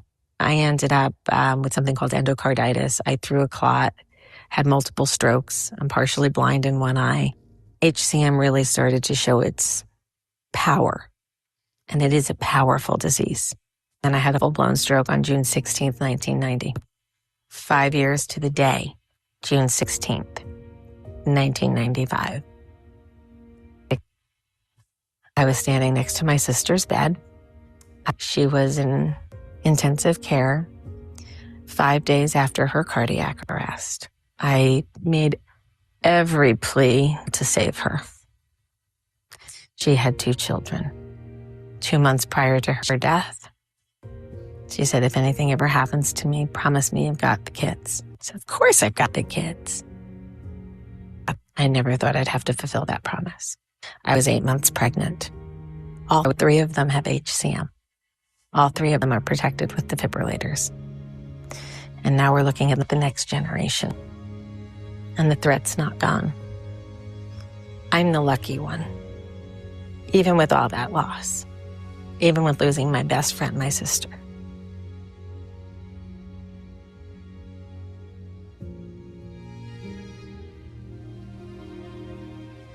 DJ's story within the church community has actually resulted in conversation. And then, at least the other people wanting to get checked and following up with their PCP or their cardiologist. The goal of All Hearts Collaborative is for there to be a 3-generation history in each family, in every patient's record. Had we had that in place, or even a 2-generation family history, Derek had the possibility of still being here alive today. It breaks my heart to see people who could have been helped not helped. The HCMA is committed long-term to the success of the All Hearts Collaborative because health equity isn't something that's negotiable. It's a requirement. So where do you start? First, assess your own symptoms and talk to your family about your family heart health history. And take that information and have a conversation with your chosen healthcare provider. That conversation may lead to additional testing or reassurance that nothing further is needed at this time. If you need more information or want a little support along the way, please contact your big-hearted friends at the HCMA. We're real people here to answer the call for real people with real questions about their heart. And we hope that each and every one of you take this information to live your one wild and precious life the way you choose. Thank you for watching.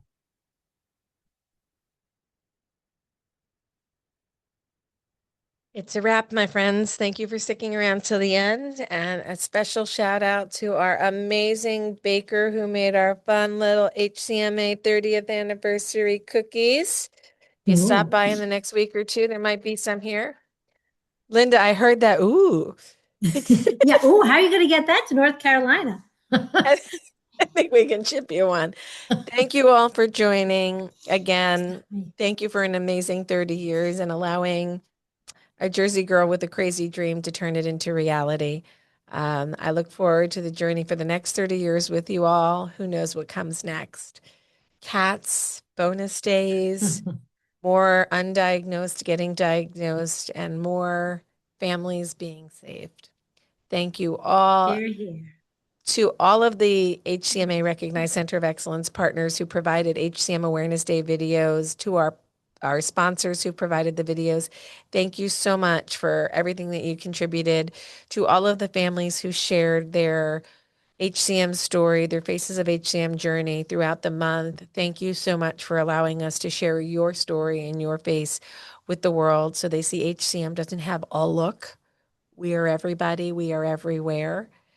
Let's get out there. Let's change laws. And let's make sure every well child examination includes a family heart health history screening. Family health is important. We can make a difference. Thank you so much. Everybody, it's a wrap. HCMA is closed until 11 a.m. tomorrow morning so we can get some sleep and get some rest. Thank you all for participating in HCM Awareness Day. I wish you all good health.